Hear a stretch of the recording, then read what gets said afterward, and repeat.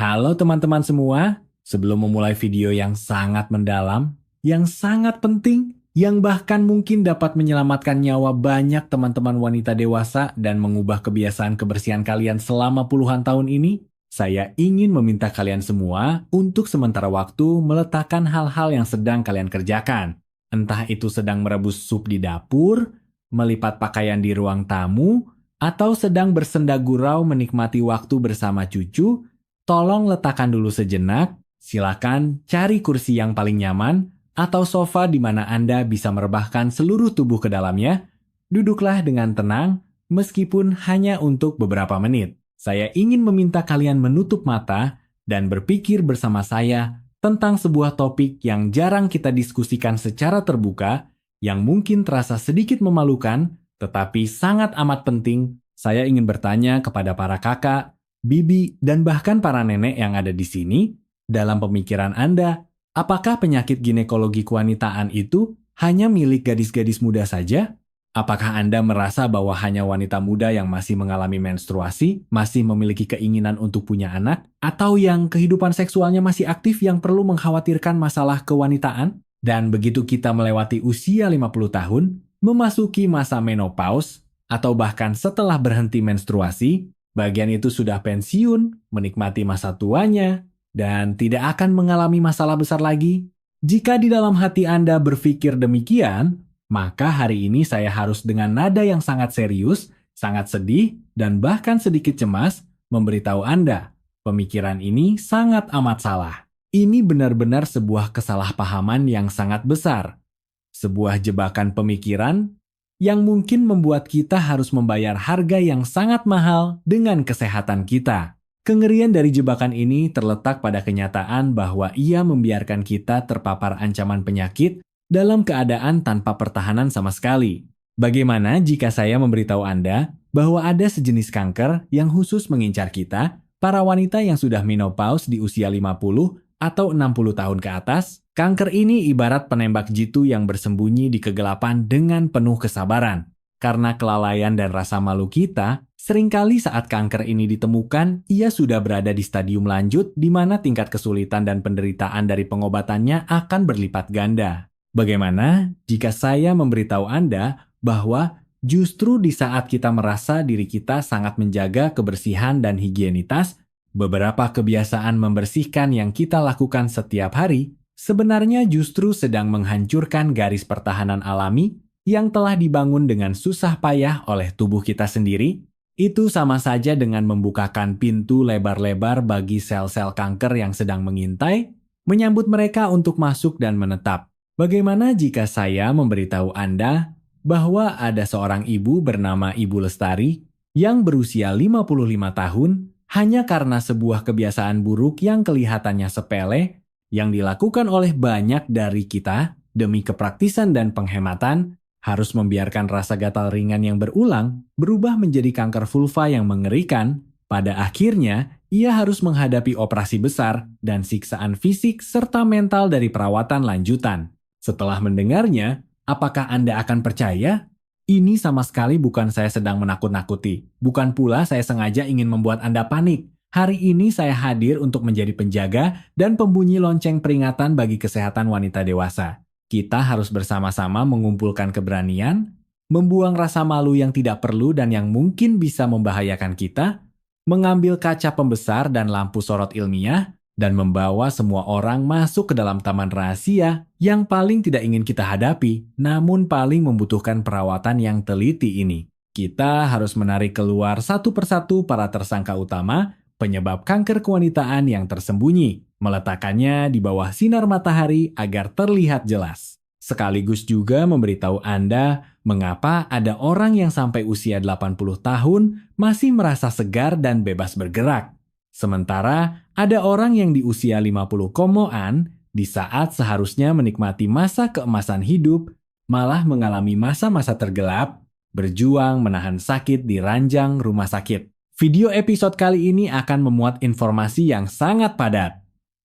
Isinya mungkin akan benar-benar menjungkir balikan konsep kebersihan Anda selama puluhan tahun terakhir. Saya akan mengupas gejala awal kanker vulva, fakta mengejutkan tentang bakteri yang tersembunyi di selembar celana dalam biasa, serta mitos-mitos pemicu kanker yang kita anggap benar namun sebenarnya salah besar, saya akan mengupasnya dengan sabar dan teliti lapis demi lapis seperti mengupas bawang untuk kalian lihat. Meskipun proses ini mungkin akan sedikit panjang dan materi yang saya sampaikan akan cukup banyak, tetapi percayalah pada saya, setiap menit dalam video ini adalah pengetahuan penyelamat nyawa yang dikumpulkan sedikit demi sedikit untuk Anda dan kerabat wanita di keluarga Anda. Kita harus memahaminya agar dapat benar-benar mengerti tubuh kita, agar di era yang penuh krisis kesehatan ini, kita dapat mempertahankan martabat dan garis pertahanan kesehatan terakhir untuk tubuh bagian bawah kita. Demi kesehatan kita satu sama lain,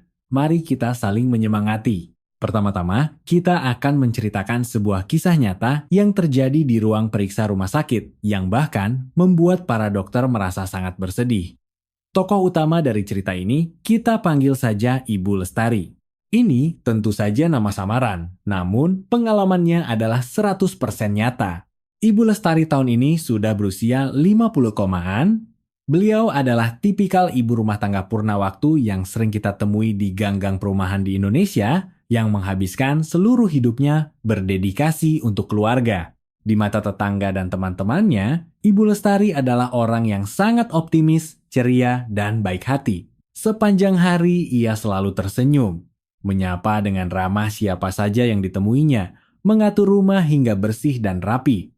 Anak-anaknya pun sudah dewasa dan mandiri dengan karier masing-masing, dan suaminya juga telah pensiun dengan lancar. Kehidupan keluarganya terlihat damai dan bahagia. Hari-hari yang dilaluinya membuat iri para tetangga. Semua orang mengatakan bahwa ia adalah nyonya yang paling beruntung dan bernasib baik.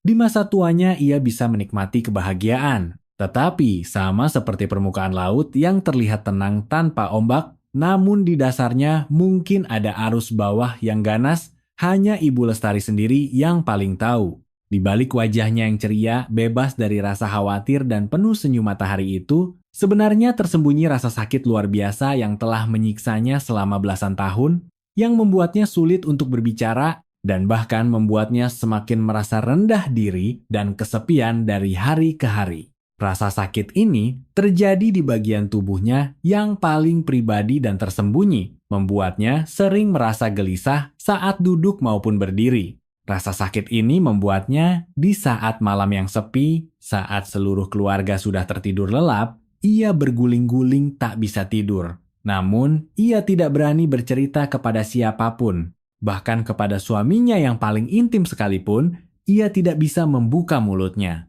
Karena jauh di lubuk hatinya, ia selalu merasa ini terlalu memalukan. Sudah setua ini, sudah menjadi seorang nenek, bagaimana bisa masih mengidap penyakit yang memalukan seperti ini?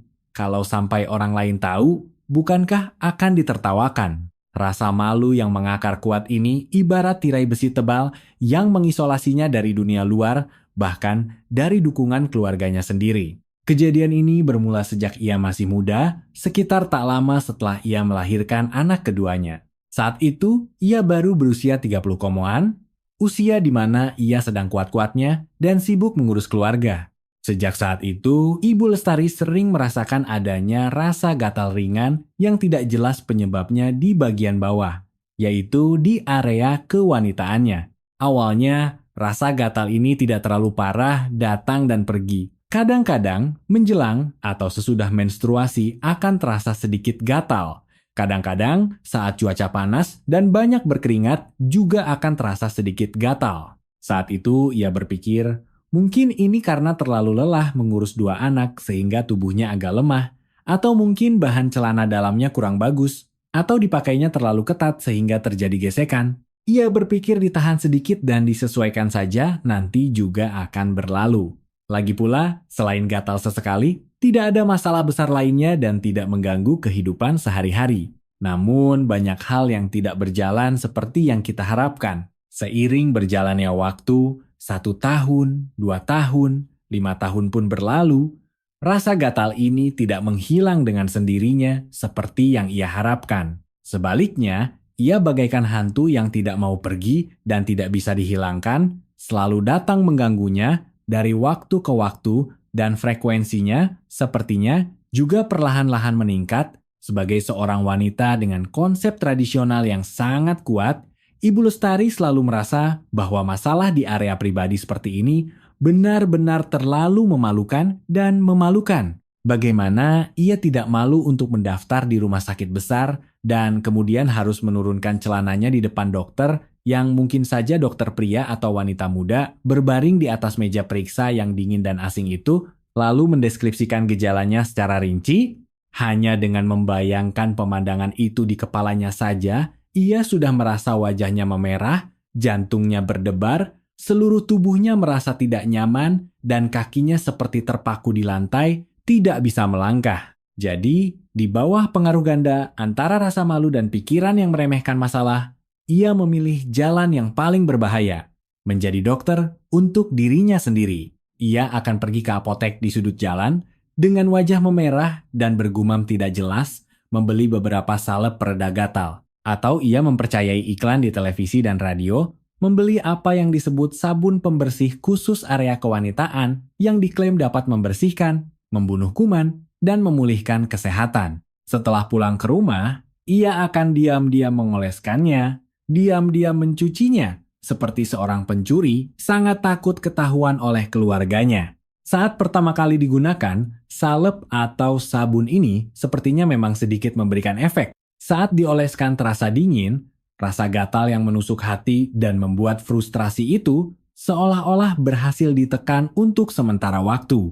Ibu Lestari berpikir ia telah menemukan cara untuk menyembuhkan masalah kecil yang menjengkelkan ini. Hatinya cukup senang, bahkan sedikit bangga, merasa bahwa dirinya benar-benar ahli dalam mengurus diri sendiri, menghemat kerumitan, dan rasa malu pergi ke dokter. Tetapi hukum medis tidak akan berubah hanya karena kelalaian kita. Masa-masa indah selalu tidak berlangsung lama. Tak lama kemudian, rasa gatal yang akrab itu kembali menyerang. Dan seolah-olah memprotes perlakuannya yang setengah-setengah, setiap kali datang selalu lebih ganas dari sebelumnya. Setiap kali selalu lebih tak tertahankan dari sebelumnya. Begitulah. Ia menghabiskan belasan tahun dengan cara ditahan sebentar, dioles sebentar, menyeret-nyeret masalah ini. Ibu Lestari juga telah berubah dari seorang ibu muda berusia 30-an menjadi seorang wanita parubaya berusia 50-an. Masa menopause telah ia lewati dengan aman, dan menstruasinya pun telah berhenti total. Jauh di lubuk hatinya, ia bahkan pernah dengan naif berpikir, jika sudah berhenti menstruasi, maka masalah kewanitaan juga akan ikut menghilang bersamanya. Dan rasa gatal itu pasti akan sembuh dengan sendirinya. Bukan? Siapa sangka?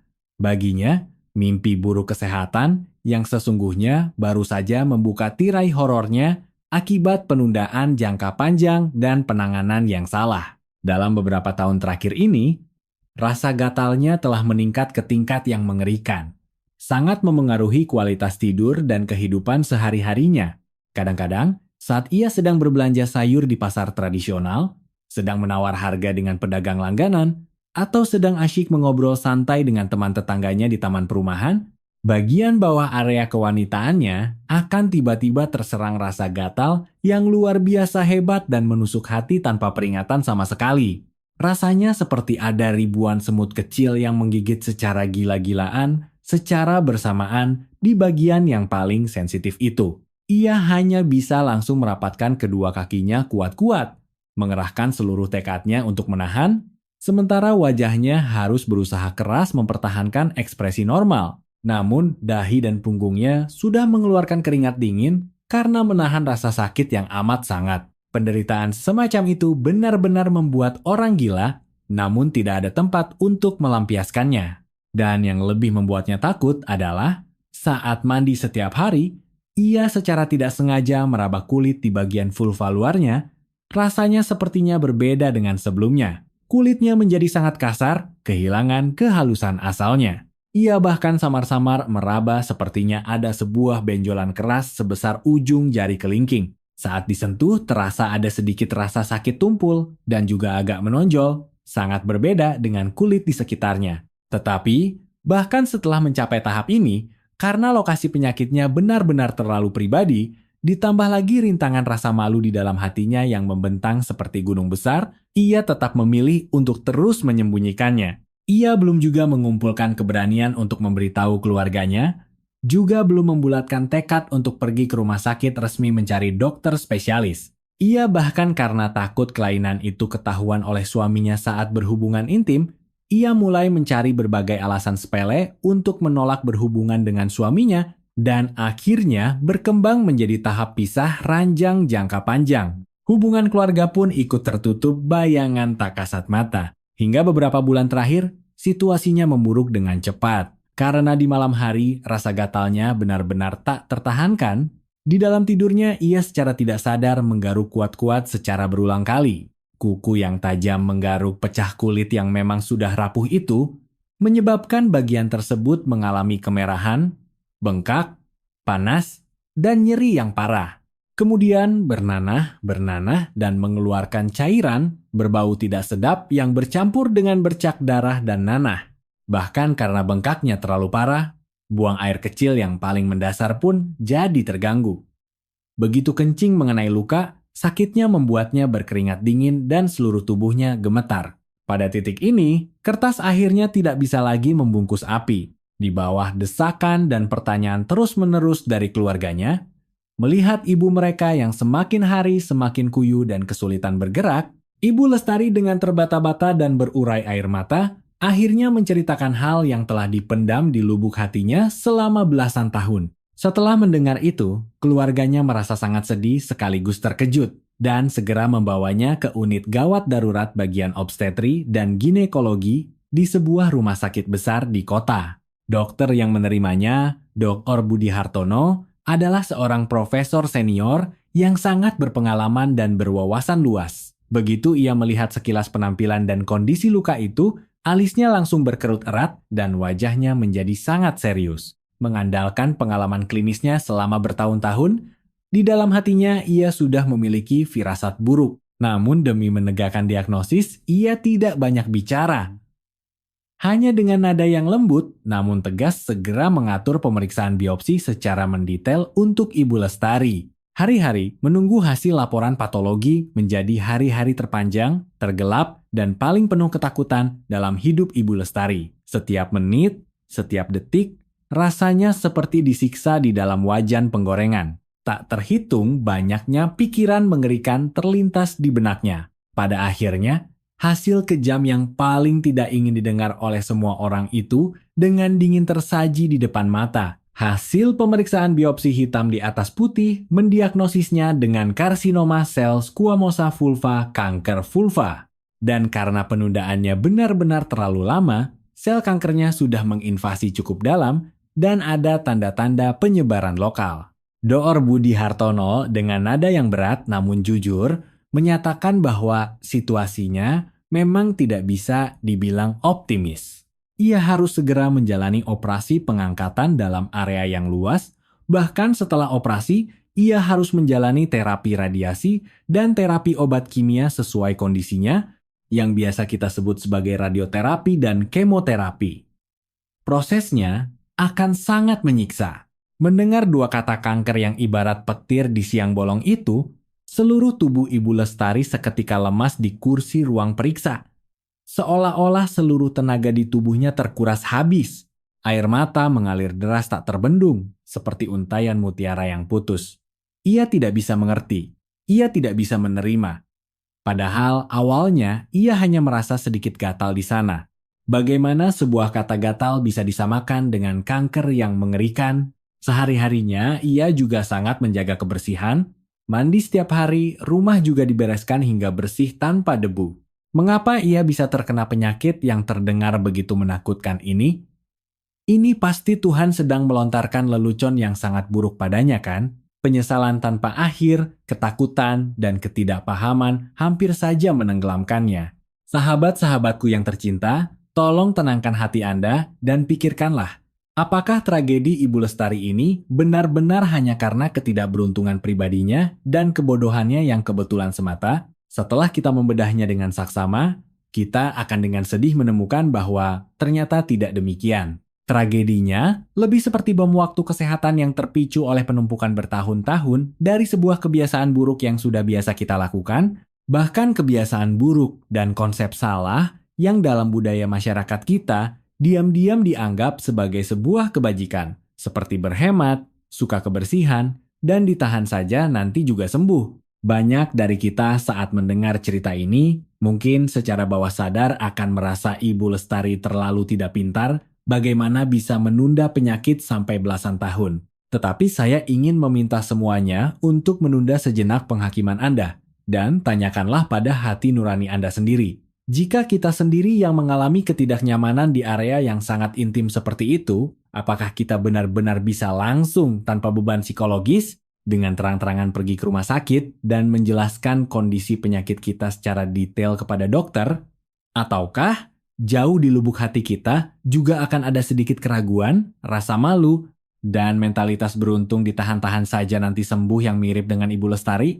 Dengan menyadari hal ini, barulah kita bisa mengambil pelajaran berharga dari kisahnya. Untuk mencegah munculnya lebih banyak kasus memilukan seperti Ibu Lestari di masyarakat, pertama-tama kita harus menyingkirkan kabut kebingungan ini untuk benar-benar memahami penyakit yang membuat sisa hidup Ibu Lestari dipenuhi dengan rasa sakit, kanker vulva. Banyak teman mungkin lebih akrab dengan istilah kanker serviks, kanker ovarium, dan kanker payudara. Penyakit-penyakit ini sering muncul dalam kampanye kesehatan dan dikenal luas sebagai pembunuh utama kesehatan wanita yang perlu mendapat perhatian khusus.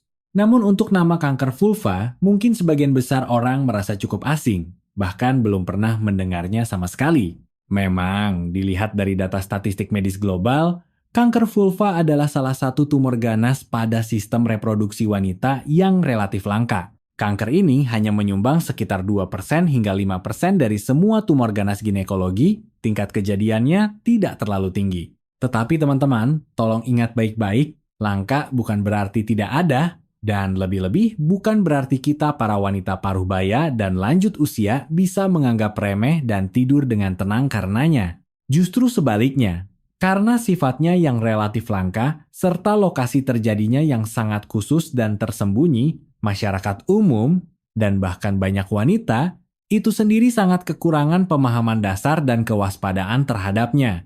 Begitu kanker ini benar-benar terjadi, pada tahap awal ia sering diabaikan oleh pasien sendiri karena rasa malu dianggap sebagai peradangan atau penyakit kulit biasa. Baru setelah kondisinya memburuk hingga muncul bisul, pendarahan, atau rasa sakit yang luar biasa hebat dan tidak bisa ditunda lagi, barulah mereka dibawa ke rumah sakit. Dan pada saat itu, mereka seringkali sudah melewatkan waktu pengobatan yang paling optimal. Jika sudah berkembang ke stadium menengah atau lanjut, pengobatannya akan sangat sulit dan prognosisnya juga akan jauh menurun. Terutama bagi teman-teman wanita paruh-baya dan lanjut usia, penyakit ini bisa dibilang khusus mengincar kelompok usia kita, karena kanker ini sangat sering menyerang wanita yang sudah menopause. Statistik menunjukkan bahwa kelompok usia yang berisiko tinggi terpusat antara usia 50 hingga 70 tahun, yaitu kelompok lansia, silver health.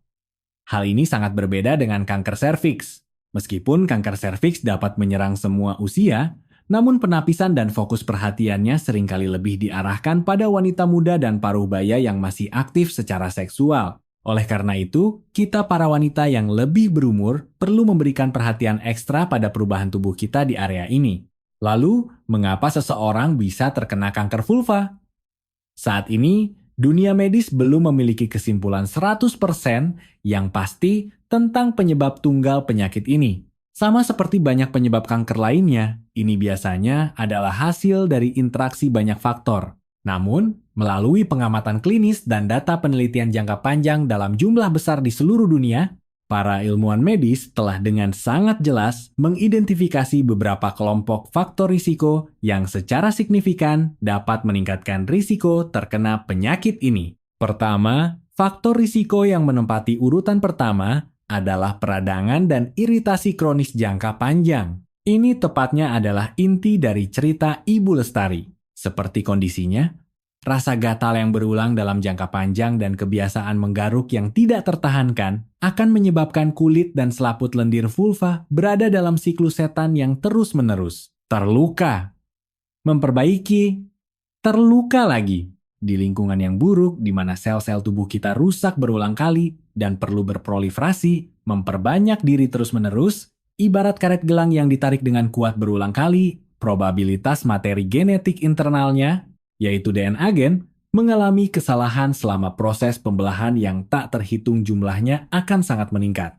Satu kesalahan penting yang tidak diperbaiki bisa menyebabkan sel terlepas dari regulasi pertumbuhan normal, mulai berproliferasi tanpa batas, dan akhirnya memberontak menjadi sel kanker. Jadi, peradangan kronis jangka panjang dianggap sebagai tempat berkembang biaknya kanker. Prinsip ini terwujud dengan sangat jelas pada kanker vulva. Kedua adalah infeksi human papillomavirus, HPV, yang mungkin sudah cukup akrab bagi semua orang. Banyak orang begitu mendengar HPV, langsung memikirkan kanker serviks atau kutil kelamin yang disebabkan oleh HPV tipe risiko rendah. Namun, tahukah Anda, human papillomavirus tipe risiko tinggi, khususnya HPV tipe 16 dan HPV tipe 18, juga merupakan salah satu pelaku penting yang menyebabkan kanker vulva. Virus ini dapat menular melalui kontak seksual, dan setelah infeksi dapat bersembunyi dalam jangka waktu yang panjang, memicu perubahan abnormal, dan pada akhirnya dapat berkembang menjadi kanker. Oleh karena itu, mencegah infeksi HPV bukan hanya pekerjaan rumah bagi wanita muda, tetapi juga mata rantai kesehatan yang perlu diperhatikan oleh kita, para wanita yang lebih tua.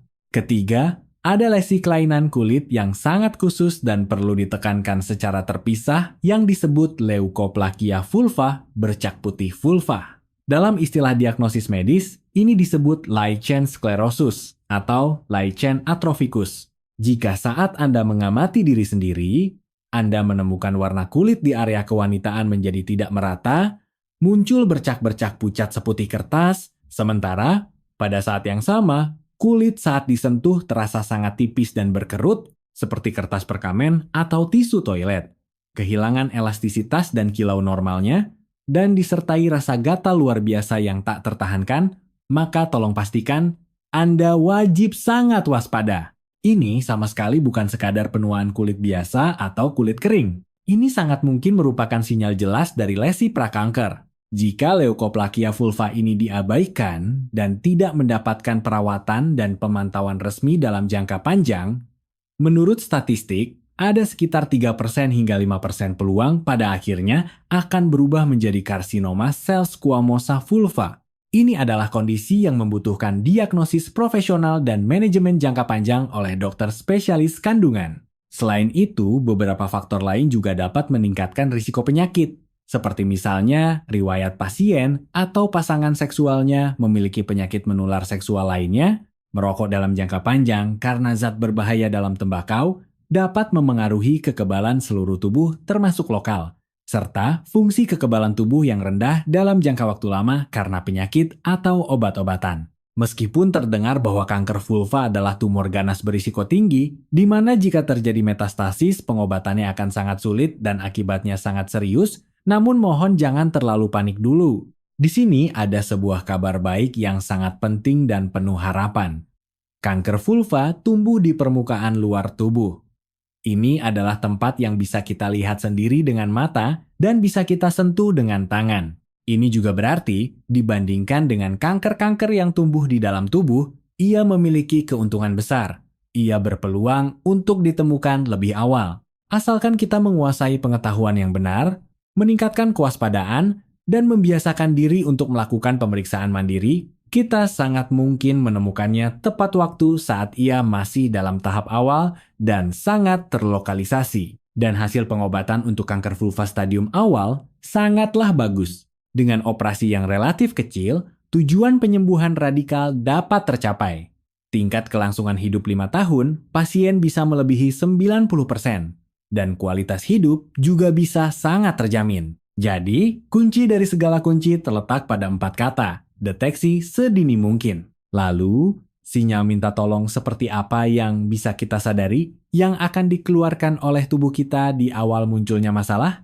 Berdasarkan pengalaman klinis banyak dokter, mereka merangkum 4 kelompok gejala kunci yang paling perlu diwaspadai.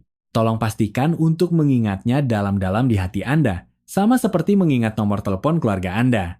Di masa depan, saat Anda mandi, pergi ke toilet, atau mengganti pakaian setiap hari. Jika Anda menemukan salah satu dari tanda-tanda berikut ini, tolong, sekali lagi tolong, jangan memilih untuk menghindar lagi karena rasa malu atau takut. Segera pergi ke rumah sakit adalah tindakan yang paling bertanggung jawab terhadap diri Anda sendiri. Sinyal kunci pertama adalah rasa gatal yang muncul tanpa sebab dan membandel. Ini adalah gejala awal dan paling umum dari kanker vulva.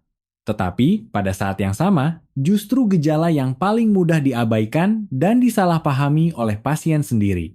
Kita para wanita dalam hidup pasti pernah mengalami beberapa kali gatal di area kewanitaan. Mungkin infeksi vaginitis bakteri atau jamur biasa, mungkin alergi terhadap bahan pembalut, atau mungkin gatal ringan akibat cuaca pengap dan keringat. Tetapi ada perbedaan penting di sini. Gatal biasa setelah diobati sesuai penyebabnya biasanya akan mereda secara signifikan atau menghilang dalam waktu beberapa hari hingga seminggu. Sementara gatal yang terkait dengan kanker yang perlu diwaspadai adalah jenis gatal yang membandel keras kepala. Artinya, setelah Anda mengesampingkan faktor infeksi vagina atau alergi umum, atau bahkan setelah menggunakan salep pereda gatal biasa, rasa gatal di area tertentu di vulva Anda masih terus ada, tidak kunjung sembuh setelah sekian lama, bahkan semakin parah. Rasa gatal ini seringkali menusuk hati, datang dalam serangan, membuat orang tidak bisa duduk tenang, terutama terasa lebih jelas di malam hari saat sepi, dan sangat mengganggu tidur. Dan gatal jenis ini seringkali tidak berdiri sendiri. Ia mungkin disertai dengan perubahan warna kulit di area gatal, seperti menjadi putih atau merah, atau perubahan tekstur seperti menjadi kasar atau menebal. Tolong ingat, gatal jangka panjang yang membandel dan tidak bisa dijelaskan secara normal ini mungkin adalah zat pemicu iritasi yang dilepaskan oleh sel-sel pramenopause yang mengirimkan sinyal demonstrasi dan permintaan tolong yang paling kuat kepada Anda. Anda tidak boleh lagi mengabaikannya. Sinyal kunci kedua adalah munculnya rasa sakit yang perlahan-lahan datang dan tak tertahankan. Seiring pertumbuhan dan perkembangan tumor secara bertahap, tumor dapat menginvasi atau menekan ujung-ujung saraf yang melimpah di area lokal, sehingga memicu rasa sakit yang terus-menerus. Rasa sakit ini pada tahap awal mungkin tidak parah, bukan rasa sakit yang tajam seperti ditusuk-tusuk, melainkan lebih seperti rasa sakit tumpul yang tersembunyi, rasa terbakar, atau rasa perih, seperti ada api kecil yang menyala pelan di bawah kulit. Rasa tidak nyaman ini, bahkan jika diobati dengan salep pereda nyeri biasa atau obat pereda nyeri oral, akan sangat sulit mendapatkan pereda secara mendasar. Yang perlu diingatkan secara khusus adalah, saat melakukan hubungan seksual, jika merasakan rasa sakit atau ketidaknyamanan ekstrim yang lebih tidak normal dan lebih tidak tertahankan dari sebelumnya, itu sama sekali tidak bisa lagi hanya disalahkan pada usia lanjut atau kurangnya lubrikasi alami. Ini sangat mungkin merupakan peringatan lampu merah yang berbahaya dan harus segera mencari evaluasi profesional dari dokter spesialis kandungan. Sinyal kunci ketiga adalah benjolan, nodul keras atau bisul yang tidak normal yang terlihat oleh mata telanjang atau bisa diraba dengan tangan. Gejala ini relatif lebih spesifik dan lebih mudah menarik perhatian.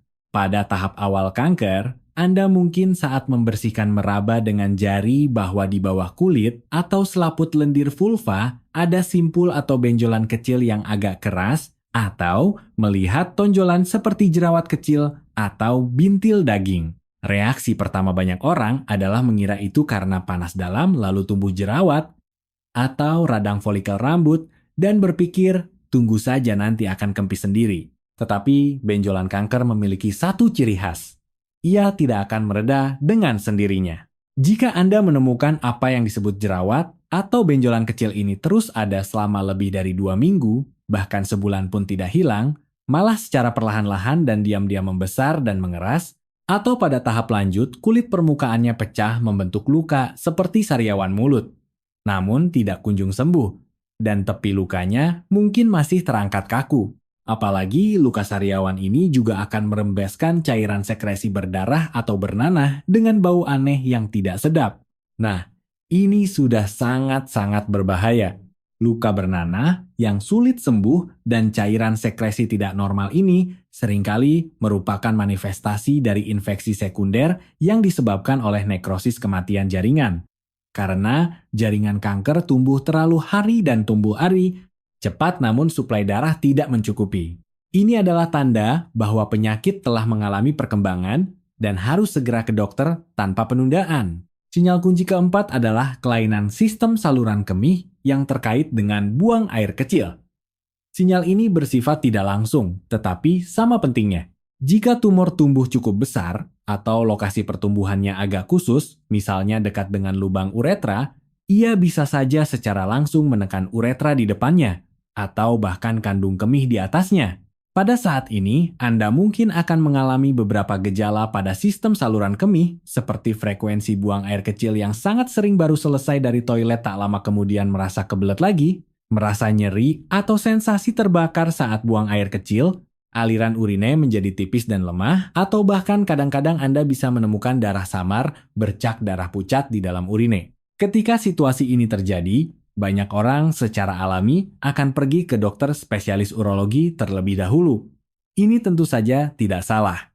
Namun, dokter yang teliti atau Anda sendiri bisa lebih waspada. Jika pemeriksaan di spesialis urologi tidak menemukan masalah yang jelas pada kandung kemih atau uretra itu sendiri, maka tolong pastikan untuk ingat pergi ke dokter kandungan juga untuk menjalani pemeriksaan.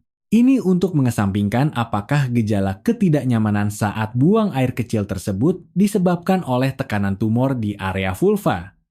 Pemikiran lintas departemen terkadang dapat menemukan masalah utamanya. Setelah memahami kengerian dan sinyal awal dari kanker vulva secara mendalam, dengan hati yang lebih berat, mari kita kembali menguliti kasus Ibu Lestari dengan saksama Dr. Budi Hartono.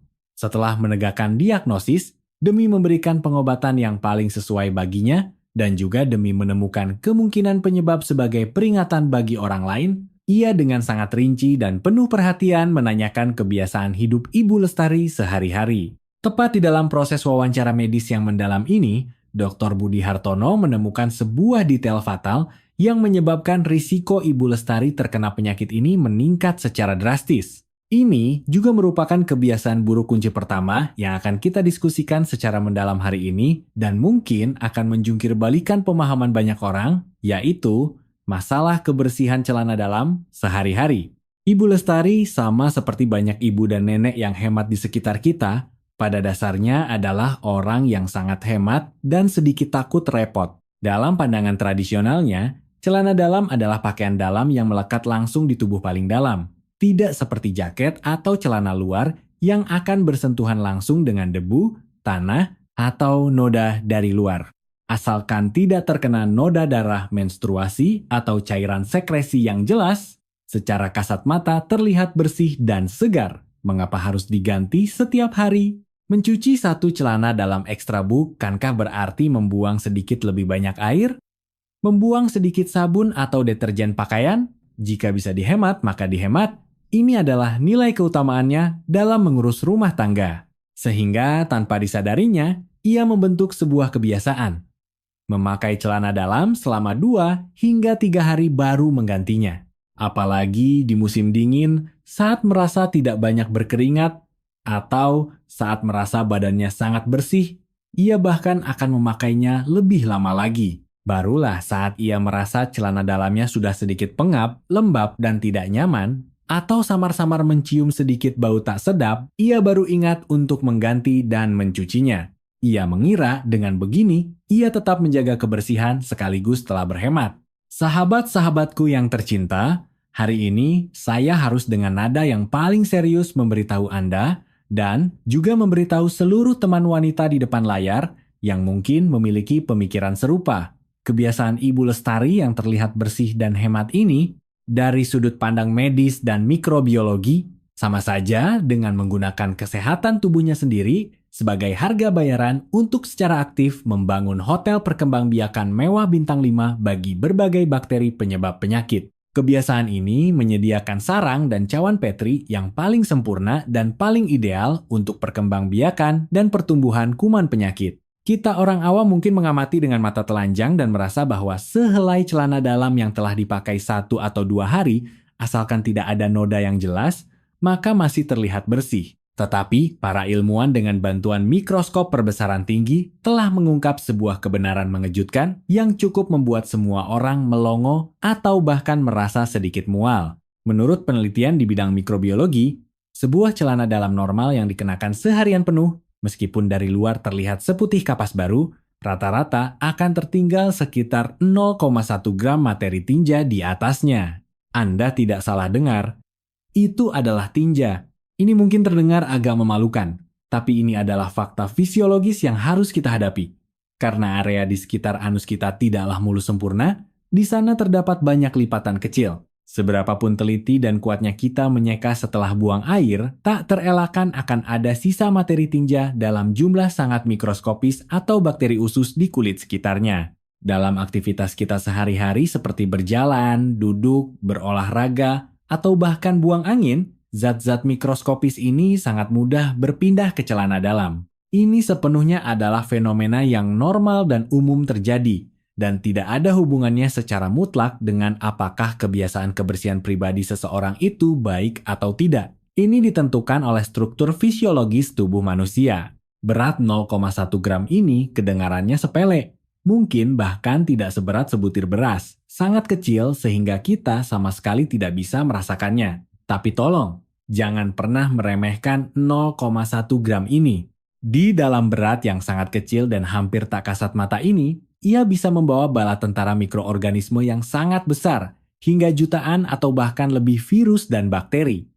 Daftar ini mencakup bakteri E, coli dan salmonella yang kita kenal, bisa menyebabkan gastroenteritis, parah dan juga berbagai patogen seperti rotavirus dan norovirus yang bisa menyebabkan diare dan muntah-muntah. Di lingkungan yang kering, mikroorganisme ini mungkin untuk sementara berada dalam kondisi tidak aktif atau aktivitas rendah, bahayanya tidak terlalu besar. Tapi masalahnya adalah, area kewanitaan wanita kebetulan merupakan lingkungan asam lemak alami yang hangat dan basah sepanjang tahun. Bagi bakteri dan jamur yang menyukai kehangatan dan kelembapan, ini ibarat surga perkembangbiakan idaman yang paling didambakan. Deskripsi di atas barulah kondisi di mana celana dalam hanya dipakai selama 1 hari. Coba bayangkan jika Anda seperti Ibu Lestari memakai satu celana dalam berturut-turut selama 2 hari, 3 hari, atau bahkan lebih lama. Maka penumpukan keringat, sekresi, sel-sel epitel yang terkelupas, serta jumlah bakteri yang terus berkembang biak di sana akan menunjukkan pertumbuhan eksponensial yang mengerikan. Itu akan menjadi piringan pembiakan bakteri hidup yang menempel langsung di tubuh. Bakteri makan, minum, buang air, dan berkembang biak di sana. Produk sisa metabolisme dan racun yang mereka hasilkan akan terus-menerus mengiritasi kulit vulva dan selaput lendir kita yang lembut. Organisasi Kesehatan Dunia, yang sering kita sebut WHO, pernah menyatakan dengan tegas dalam sebuah laporan penelitian bahwa pada kelompok wanita, hingga 80% dari penyakit infeksi ginekologi, entah itu vaginitis yang kambuh berulang kali, uretritis, radang, ureta, atau gatal dan eksim pada vulva, pada dasarnya berhubungan secara langsung maupun tidak langsung dengan kondisi higienitas celana dalam. Data ini sangat mengejutkan. Ia memberitahu kita bahwa pakaian sekecil celana dalam sesungguhnya adalah garis pertahanan pertama dan juga yang paling krusial untuk melindungi kesehatan area intim kita. Jika celana dalam tidak diganti dan dicuci setiap hari, atau jika setelah dicuci tidak dijemur sampai benar-benar kering dan masih ada sisa kelembapannya lalu dipakai, lingkungan basah dan pengap itu adalah rumah bahagia paling favorit bagi jamur. Ini sangat mudah memicu vaginitis jamur, infeksi jamur kandida yang menjengkelkan dan mudah kambuh. Setiap wanita yang pernah mengalaminya pasti tahu betapa rasa gatal yang luar biasa gila itu. Jika celana dalam tidak dicuci sampai bersih tuntas, materi tinja dan bakteri yang tertinggal di sana, selain langsung mengiritasi vulva, juga berpotensi tanpa sengaja berpindah melalui sentuhan tangan, lalu ke mulut, hidung kita. Hal ini meningkatkan risiko penularan penyakit jalur tinja mulut fekal oral yang membuat kita tanpa alasan yang jelas terserang gastroenteritis. Dan jika Anda seperti Ibu Lestari, lama tidak mencuci dan mengganti celana dalam, sehingga membiarkan bakteri dalam jumlah besar bersarang di area vulva dalam jangka waktu yang lama, mereka mungkin akan menyelinap naik atau masuk ke uretra yang pendek dan lurus itu, memicu infeksi saluran kemih, menyebabkan sistitis radang kandung kemih dengan gejala sering kencing dan nyeri saat kencing. Pada kasus yang parah, infeksi ini bahkan bisa menjalar naik ke ginjal hingga memicu pyelonefritis. Atau, bakteri itu bisa merusak pertahanan di sekitar lubang vagina, menyebabkan flora bakteri di dalam vagina menjadi tidak seimbang dan memicu vaginitis atau vulvitis, radang vulva yang berulang. Kita di awal telah membahas panjang lebar untuk menekankan bahwa peradangan iritatif kronis yang berkepanjangan inilah yang justru merupakan lahan paling subur di mana sel normal bisa mengalami mutasi gen saat proses perbaikan. Berulang-ulang, yang pada akhirnya dapat berubah menjadi kanker. Jadi, merangkum semua dasar ilmiah dan pelajaran klinis di atas Dr. Na, Budi Hartono beserta para dokter di sini akan memberikan saran kesehatan yang paling kuat, paling tidak bisa diganggu-gugat, sekaligus yang paling tulus. Tidak peduli seberapa sibuk kehidupan Anda, seberapa lelah tubuh Anda, atau seberapa inginnya hati Anda menghemat air dan listrik, mulai hari ini, celana dalam wajib diganti dan dicuci setiap hari. Tidak ada ruang kompromi maupun tawar-menawar. Ini bukan hanya sekadar untuk menjaga rasa bersih dan segar secara dangkal, melainkan lebih dari itu. Ini adalah sebuah disiplin dasar yang wajib dijalankan demi menyelamatkan nyawa dan demi kesehatan jangka panjang. Selain mengganti dan mencuci tiap hari, kita juga harus sepenuh hati menjaga kebersihan dan kekeringan celana dalam. Celana dalam yang telah dicuci sebaiknya dijemur sepenuhnya di bawah sinar matahari. Memanfaatkan sinar ultraviolet alami untuk melakukan sterilisasi yang sangat efektif. Jika cuaca sedang lembab atau mendung tanpa sinar matahari, maka menggunakan mesin pengering dryer untuk mengeringkannya secara tuntas juga merupakan pilihan yang sangat baik. Ingat, jangan pernah menggantung celana dalam yang masih basah setengah kering untuk diangin-anginkan di kamar mandi atau ruangan gelap tak berventilasi.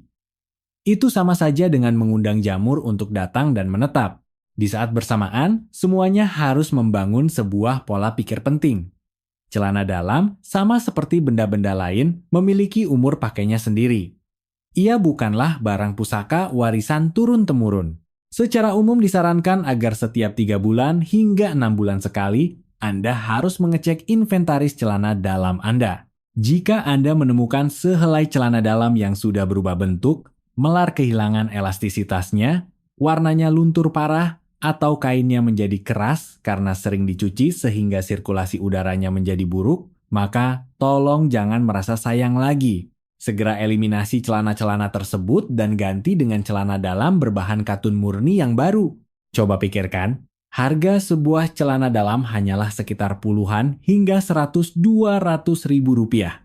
Sementara itu, biaya 1 kali konsultasi ginekologi, biaya obat, hingga andai kata berkembang menjadi masalah serius yang membutuhkan biaya operasi dan biaya kemoterapi. Jumlahnya bisa mencapai ribuan hingga puluhan ribu kali lipat dari harga tersebut. Uang yang sedikit ini, jika dibandingkan dengan risiko kesehatan besar dan biaya perawatan medis di masa depan, sungguh ibarat sehelai bulu sapi dari seluruh kawanannya. Bahkan tidak masuk hitungan kembalian. Membeli celana dalam baru jelas merupakan salah satu investasi kesehatan yang paling sepadan dalam hidup kita. Selain itu, cara mencuci celana dalam juga mengandung banyak ilmunya. Tolong, jangan pernah demi menghemat tenaga, Anda melempar dan mencuci celana dalam bersama-sama dengan kaos kaki atau baju luar, apalagi kaos kaki, ke dalam mesin cuci. Kaos kaki mungkin membawa jamur kaki seperti jamur penyebab kutu air. Jika dicuci campur, akan sangat mudah menyebabkan infeksi silang.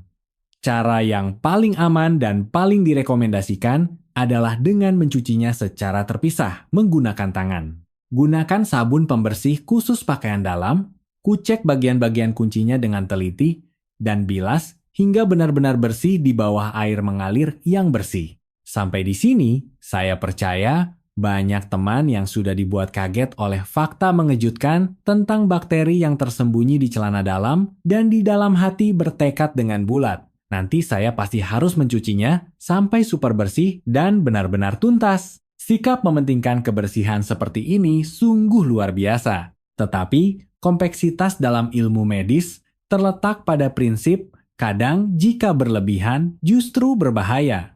Pelaku utama yang merusak kesehatan area intim kita sama sekali bukan cuma satu kebiasaan buruk, tidak mengganti celana dalam. Dalam kehidupan kita sehari-hari, terutama pada teman-teman wanita yang menganggap dirinya sangat suka kebersihan dan higienis, umumnya masih terdapat 3 kesalahpahaman besar dalam perawatan pembersihan. Kesalahpahaman ini kelihatannya masuk akal, tetapi salah besar. Bahkan bisa jadi makin dicuci makin hancur, makin dirawat makin rusak. Ibu Lestari di ruang periksa Dr. Budi Hartono kemudian juga bertobat dengan mengakui bahwa saat ia merasa gatalnya makin hebat, ia justru mencucinya dengan semakin mati-matian. Ia membeli berbagai macam sabun pembersih, feminine wash, yang diklaim memiliki efek kuratif, menyembuhkan untuk membersihkan. Ia bahkan mempercayai resep tradisional pengobatan rumahan dengan menggunakan air yang sangat panas untuk membasuh area yang gatal, merasa bahwa hanya suhu tinggi yang bisa membunuh kuman dan menghentikan gatal. Hasilnya Dr. Budi Hartono hanya bisa menggelengkan kepalanya pasrah dan mengatakan bahwa tindakannya itu bukanlah sedang mengobati penyakit, melainkan menyiram minyak ke dalam api yang sudah menyala, membuat penyakitnya semakin cepat memburuk. Lalu, di manakah letak kesalahan dari 3 kesalahpahaman umum ini? Apa mekanisme bahayanya dan bagaimana sebenarnya kita harus merawat taman rahasia kita dengan benar dan ilmiah? Kesalahpahaman umum pertama adalah penyalahgunaan berbagai produk perawatan pembersih area kewanitaan, feminine wash. Ini termasuk jenis pembersihan berlebihan yang justru akan secara langsung menghancurkan lapisan pelindung alami tubuh yang berharga. Saat ini, produk-produk perawatan dan pembersih khusus untuk area kewanitaan membanjiri pasaran dengan iklan-iklan yang dirancang sedemikian rupa dengan sangat meyakinkan. Mereka berlomba-lomba mengklaim mampu membunuh kuman dengan kuat, meredakan gatal secara instan, menyegarkan dan menghilangkan bau tak sedap, hingga memulihkan keremajaan dan kekencangan merah muda dan kencang. Banyak teman-teman wanita yang tersiksa oleh rasa gatal, terutama mereka yang seperti Ibu Lestari yang sedang putus asa mencari pengobatan karena penyakitnya, sangat mudah tertarik oleh iklan-iklan ini. Mereka membelinya dan menggunakannya secara rutin, merasa bahwa baru setelah memakai produk ini, area tersebut bisa disebut bersih. Baru memakai ini, ia bisa merasa tenang, dan bahkan membentuk ketergantungan. Lebih parah lagi, ada beberapa wanita yang mempraktikkan cara yang lebih ekstrim dan berbahaya, douching vagina, gurah vagina. Ini adalah praktik menggunakan alat khusus untuk menyemprotkan air bersih atau air obat ke bagian dalam vagina, memasukkan ke dalam untuk disemprot bilas, dengan anggapan bahwa cara ini bisa mencuci dengan lebih menyeluruh. Hari ini, saya ingin mewakili para dokter ahli dengan sangat serius memberitahu semuanya. Bagi sebagian besar wanita yang sehat atau yang hanya mengalami ketidaknyamanan ringan, sering-sering menggunakan sabun pembersih area kewanitaan komersial ini, terlebih lagi melakukan douching gurah vagina ke dalam adalah tindakan yang sangat berbahaya dan lebih banyak mudaratnya daripada manfaatnya.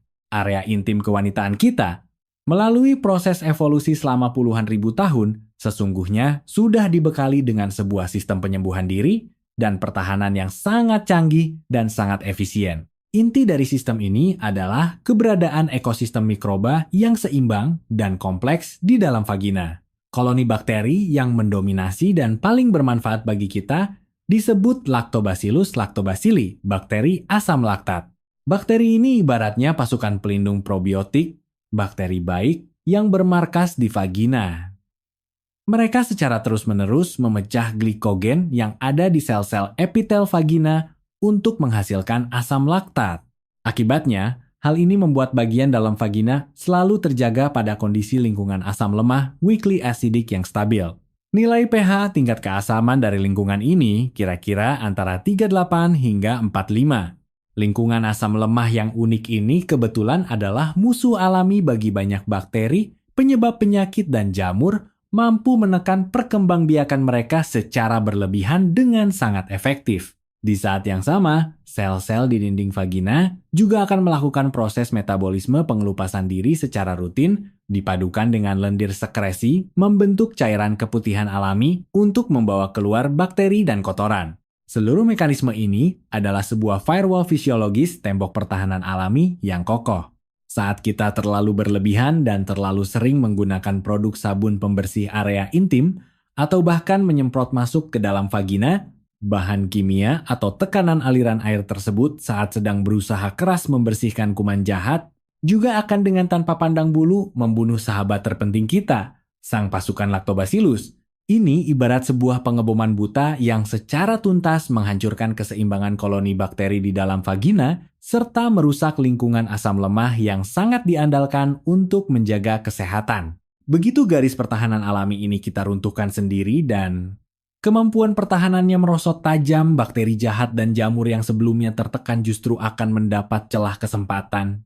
Akan lebih mudah menyusup dan berkembang biak dalam jumlah besar yang akhirnya meningkatkan risiko berbagai infeksi dengan pesat. Makin memburuknya penyakit ibu lestari dan rusaknya lapisan pertahanan kulit karena terlalu banyak menggunakan pembersih di kemudian hari. Makin dicuci makin kering, makin dicuci makin gatal. Memiliki hubungan sebab akibat yang langsung. Kesalahpahaman umum kedua adalah duduk diam dalam waktu lama dalam jangka waktu panjang. Ini sama saja dengan secara aktif membuat ruang sauna bersuhu dan berkelembapan tinggi bagi bakteri dan jamur.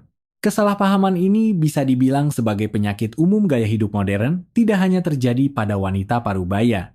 Duduk terus-menerus tanpa aktivitas sedentary akan membuat sirkulasi aliran darah di seluruh tubuh bagian bawah kita menjadi tidak selancar biasanya. Di saat yang bersamaan, hal ini akan membuat area intim untuk waktu yang lama berada dalam keadaan terbungkus, pengap, lembab, dan tidak memiliki sirkulasi udara, tidak bernapas. Apalagi jika ditambah dengan pemakaian celana jeans ketat, celana korset pembentuk tubuh, atau celana dalam dari serat sintetis, kimia yang tidak menyerap sirkulasi udara. Maka area intim ini benar-benar akan menjadi seperti berada di dalam ruang mandi uap. Lingkungan yang suhunya tinggi, kelembapannya tinggi, dan kekurangan oksigen di area lokal tersebut ibarat ranjang pembiakan emas yang sempurna bagi bakteri dan jamur. Ini sangat mudah memicu berbagai masalah kandungan seperti folikulitis, radang akar rambut, eksim, hingga vaginitis jamur yang terus kambuh dan hilang timbul. Kesalahpahaman umum ketiga adalah arah menyeka yang salah usai membuang air. Ini sungguh sama saja dengan aktif menjadi tukang angkut bakteri dan memasukkan serigala ke dalam kandang mengundang masalah. Kesalahpahaman yang terakhir ini mungkin bagi banyak orang adalah kebiasaan yang sudah dilakukan sejak kecil, telah membentuk rutinitas yang sangat mengakar kuat, tetapi tidak pernah menyadari bahayanya. Banyak teman wanita setelah buang air besar atau kecil, saat menyeka dengan menggunakan tisu toilet atau membasuh, akan secara otomatis mengelap dengan arah dari belakang ke depan dari arah anus, ditarik menyeka ke arah lubang vagina dan uretra. Sahabatku yang terkasih, tolong bayangkanlah sejenak di pikiran Anda akibat dari gerakan ini. Ini sama saja dengan secara proaktif mengambil sekumpulan bakteri usus yang berjibun jumlahnya di area anus misalnya. Koli yang sangat umum dan menggunakan tisu toilet layaknya gerobak dorong memindahkannya langsung ke bagian depan pintu lubang vagina dan lubang kencing uretra. Saluran kencing uretra wanita sedari lahir memang bentuknya pendek, hanya sekitar 3 hingga 5 cm. Dan lagi, muara uretra berdekatan posisinya dengan lubang vagina maupun anus. Cara cebok, menyeka dari belakang, tarik ke depan seperti inilah yang meninggikan peluang masuknya bakteri ke uretra dan vagina dengan teramat sangat drastis, menyebabkan radang infeksi saluran kencing maupun vaginitis bakteri dengan begitu mudah. Secara statistik, inilah salah satu faktor rutinitas gaya hidup fatal yang menyebabkan para wanita selalu langganan terkena infeksi kandung, saluran kemih berulang. Maka dari itu, Dr. Budi Hartono beserta para dokter di sini bermaksud untuk dengan penuh hikmat membimbing tangan Anda mengajari satu langkah kecil penyelamat nyawa usai dari toilet. Tak peduli sesudah buang hajat besar bab atau hajat kecil bab, tolong pastikan Anda membersihkan atau menyeka selalu dengan arah dari depan ditarik lurus ke belakang. Yang artinya, usapan sapuan arahnya mestilah mengarah dari lubang saluran kencing. Vagina digeser ke arah bukit anus di belakang. Dengan mematuhi metode seperti ini, barulah bisa memastikan kuman barang kotor tidak keseret kembali, diantarkan ke area zona rawan bagian depan tubuh yang bersih dan jauh lebih rentan. Kalau Anda beralasan, aduh, umur sudah lansia, pinggang sudah kaku untuk menjangkau putar membungkuk, nah, kalau kondisinya demikian, repot. Setidaknya merubah cara dengan mengambil lembaran kertas tisu yang steril dan cukup ditep-tep tepuk pelan, keringkan menekan, mengisap sisa tetesan urine di bagian depan vulva, jauh lebih higienis dan lebih aman daripada menarik tangan cebok lap sapu nyeret, nyelonong kotoran dari belakang ditarik ke depan. Selain itu, sering berjalannya gaya hidup kualitas tinggi, kini banyak sekali kaum keluarga di Indonesia sudah memasang yang namanya bidet jet washer canggih atau smart toilet, tutup toilet otomatis yang dilengkapi nozzle bilas, semprot hangat, fitur kering angin blower. Penemuan inovasi canggih ini pastinya luar biasa bagusnya. Tingkat kebersihan cuci bilas air jauh memuaskan, bersih dan nyaman. Mantap dibanding cuma digesek tisu kering. Tetapi, para dokter tetap mau mewanti-wanti pengguna bidet sehabis menembakkan fitur semprot bilas air hangat. Tolong wajib ingat sehabisnya itu. Lap pakai tisu toilet yang bersih dan lembut halus, kemudian tempel tepuk serap butiran sisa embun cairan yang menempel hingga di tap kering, atau silakan menyalakan fungsi udara hembus angin kering blower. Duduk dengan sabar, tunggu sampai benar-benar kering kerontang. Jangan gegabah, merasa karena toh kan udah dicuci, semprot air, rasanya udah kinclong bersih. Nah, terus Anda ngasal dalam kondisi masih basah lembab, itu langsung aja menarik celana dalam, celana luar, nutup dipakai lagi. Lah kan sudah kami tekankan ulang-ulang tadi. Lembab basah adalah surganya alam favorit bagi para spora jamur cendawan. Jika cuman demi hasrat kebersihan nyemprot, namun secara ngawur tidak sengaja menciptakan area lembab di tempat tertutup, itu jatuhnya jadi peribahasa. Niat baik membuahkan petaka, niat membantu malah memperburuk. Sungguh tidak sepadan buntungnya. Setelah secara sistematis mengoreksi kebiasaan-kebiasaan buruk yang salah, namun merusak dan penuh mitos menyesatkan tersebut, tugas kita berikutnya adalah bangun secara aktif sistem rutinitas kebiasaan sehat yang tepat dan berkelanjutan. Demi menuntun agar seluruh sobat wanita kita ini di saat kelak umur masuk 7 atau 80-an tahun sekalipun, properti area rahasianya akan terus bisa menjaga dasar kebersihan nyamannya, tidak usah sampai terganggu gatal, iritasi, tersiksa, dan nyeri lagi. Dr. Budi Hartono merangkum dari rekam jejak praktik pengalaman puluhan tahunnya dan khusus untuk kelompok teman-teman lansia memberikan rumusan ajaib yang simpel dipraktikan, nihil tak memakan buaya mahal besar, tapi hasilnya teramat memukau. Berikut 4 panduan aturan emas perawatan kebugaran mahkota area kewanitaan. 4 pilar aturan sakti ini tidak perlu memaksa ibu, tante belanja obat, ataupun kapsul tonik ginseng muahal, cukup dengan dari saat hari ini, detik ini berniat dari niat mempraktikkan hal tersebut lalu menanam keistiqamahan secara kontinu. Maka laba bonus khasiat imunitas kebugarannya bakal menang mengalahkan dibanding mengonsumsi jenis pil jamu apapun, baik dari rupa kenyataan hasil maupun soal keawetan proteksinya. Aturan pertama, aturan 1. Kebersihan itu soal konsep reduksi mengurangi tindakan. Tanamkan kuat di memori. Air bersih hangat adalah produk pembersih sabun terhebat sedunia. Kita sadari tadi pada segmen awal udah nyinyir panjang lebar, buat kasih argumen detail, menjabarkan mengenai penjelasan membersihkan dengan overdosis. Malah justru berdampak rontoknya dinding penjaga barier alami tubuh. Kan?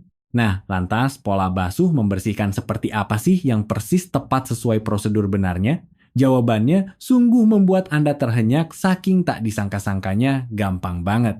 Cukup jawabannya adalah, sehari-hari setiap mandi bilas memakai basuhan air tawar hangat secukupnya, membersihkan bagian bibir luar area kemaluan, udah titik itu saja. Tolong ingat baik-baik, penekanan 2 frase di kalimat barusan ya.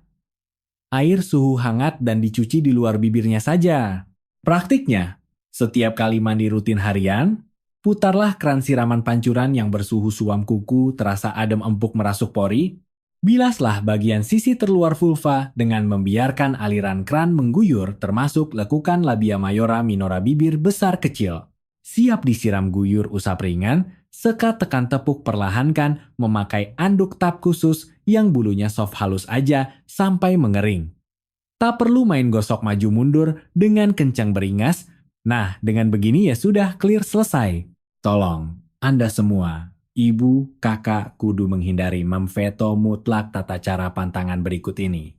Dilarang mencuci selangkangan vulva dengan sabun mandi-mandi batangan reguler pasaran. Shower gel, sabun, mandi cair, parfum, sabun, sirih. Terlebih, jangan juga latah ikutan nimbrung nyobain menuang cairan klaim obat dewa semacam sabun khusus wangi V-Wash Feminine Hygiene Liquid Soap lalu dioles digosok busakan di permukaan vulva sampai ke titik liang selaput.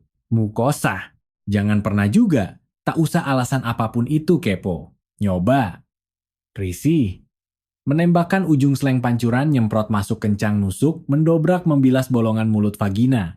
Apalagi memasukkan jari ke dalam rongga dalam demi embel-embel mengorek cuci tuntas kotoran keraknya. Segala kelakuan aktivitas kegenitan sok ekstra ini adalah perbuatan mubazir, nambah-nambahin kerjaan, tapi malah berakibat memanggil bala bahaya celaka, tak bernilai faedah positifnya satupun. Apa alasannya kami menekankan cuma boleh pakai air doang dan cukup bersihin luar eksternal doang? Izinkan kami sekali meninjau pengulangan review bab ilmu biologi sakral di atas. Di bagian ruang dalam rongga vagina cewek itu sudah ada mekanisme perputaran mandiri independen miniatur sebuah negara biosfer, habitat yang didiami oleh satpam pelindung mikromikroba, bakteri Lactobacillus. Mereka kerja, rajin banting tulang tiap hari, memproduksi cairan kimia alami asam laktat buat menyulap rongga vagina, awet bersuasana asam lemah. Dinding pertahanan asam ini ibarat dinding benteng, warrior anti maling virus, mematikan musuh dari luar yang mau ngerusak. Jadi ini dinding baja kita kawan. Sabun detergen gel wangi yang kalian pakai pasaran nyaris 100% didesain pH basah alkalin. Di saat cairan mematikan basah itu menempel atau meluncur, membasuh rongga area mulut bawah, efek tabrakan kimianya seperti bom pemusnah massal senjata nuklir yang kejam menghapus eksistensi prajurit, baik penjaga Lactobacillus secara amblas bersih. Kemudian mengacau merusak harmoni indikator asam basa dari tempat liang peranakan tersebut. Ketika dinding tembak fisiologi dewa pelindung bawaan rahim kita sukses, porak-poranda dirusak dijebol dari ulah tangan pemiliknya sendiri. Vagina yang melompong kehilangan garda perisainya ini bakal diserbu di jarah komplotan penjahat preman, geng parasit jahat, cendawan, jamur kuman yang mumpung cari kesempatan ngerampok masuk beranak pinak dengan masif memunculkan problem. Radang bernanah, keputihan parah. Jadi camkanlah mantranya ini sebagai petunjuk hafalan pedoman suci kalian.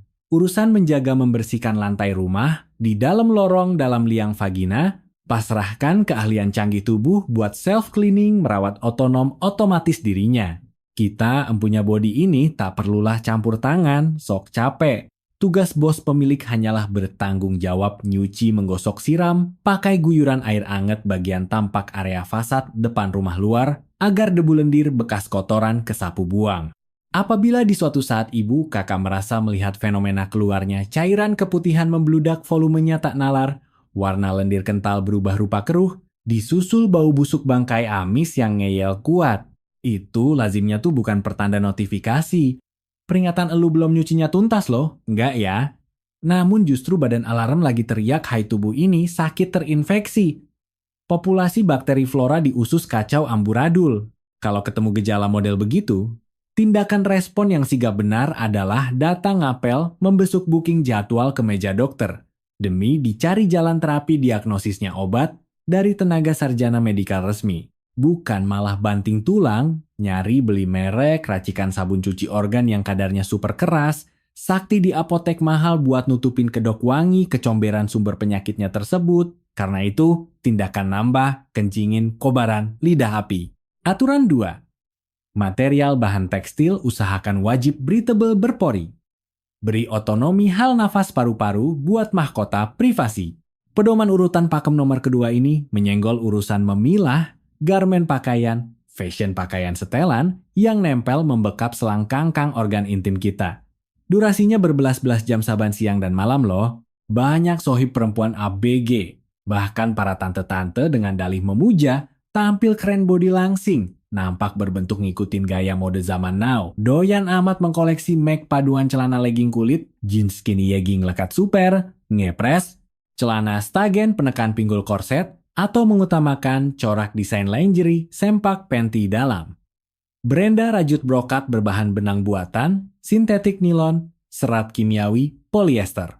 Cantik menggoda matanya memang ya, tapi rating faktor daya tembus aliran sirkulasi, ventilasi anginnya 0-, hancur tak berkelas. Ditinjau ditimbang atas dasar nama perikemanusiaan dan kesehatan reproduksi, pilihan memakai fashion itu sungguh mengantarkan mahkota rahim pribadi masuk gerbang neraka azab tragedi bencana. Area genital terlarang rahasia wanita itu didesain secara genetika, anatomi benci ampun-ampunan sama yang namanya panas sumuk. Kepanasan terbekap ketat, gersang lembab, pengap. Bila si organ terus-terusan direpres, dibuntel ketat oleh lapisan jeans kain tebal gerah tanpa aliran spasi rongga nafas udara celah, belum lagi dibalut double pakai model celdam, kain kimia, perlon sintesis, nilon pula, haduh komplit. Sudah segitiga area ini tersulap di booking, disulap jadi habitat kebun botani tropis Amazon sauna buatan, suhu mendidih yang lembab, berair kental, plus tidak ada molekul oksigen murni, iklim semacam ini buat jamur spora parasit patogen mah. Rasanya mirip banget seperti ibu, dapat undangan di host party, disuguhi perayaan pesta barbecue festival, gede mewah, hura-hura foya-foya, memuaskan diri. Di habitat ideal kayak sauna gitu, daya speed beranak mereka bisa meledak ngebelah bereproduksi jutaan sel kuman. Maka karena ini door, Budi Hartono menasehati dengan kalimat paling ikhlas mendalam khusus untuk teman Sri Kandi lansia senior nih, yang dimana kemampuan kelenturan membuang radikal sel penuaan melamban dan sel perlindungan lapisan kulit jauh rapuh rentan. Robek, mohon tolong. Pilihlah. Tolong belanjalah. Panti dari serat 100%, kapas benang murni, cotton katun, ukuran jahitan, melonggarkan selangkangan cutting pola gombrang baggy tidak jepit, dan daya pori rongga jaring kain yang nyedot menyerap ventilasi baik. Material benang murni cotton dari budidaya agrikultur alami sungguh sakti menahan nyerap keringat embun cairan selangkangan plus memberi ruang buat oksigen hembus bertiup masuk yang efektif menyejukkan selokan lipatan paha kita supaya terjaga selalu sejuk, kering, garing, kering, kerontang, fresh, nyaman. Buat kostum daster baju santai main di area rumahan harian, pakai sering daster bawahan rok kulot lobang plong piyama training, karet molor kain sarung lah. Diet-diet kurangi deh kebiasaan menahan nafas membebat tubuh pakai setelan stocking span jeans.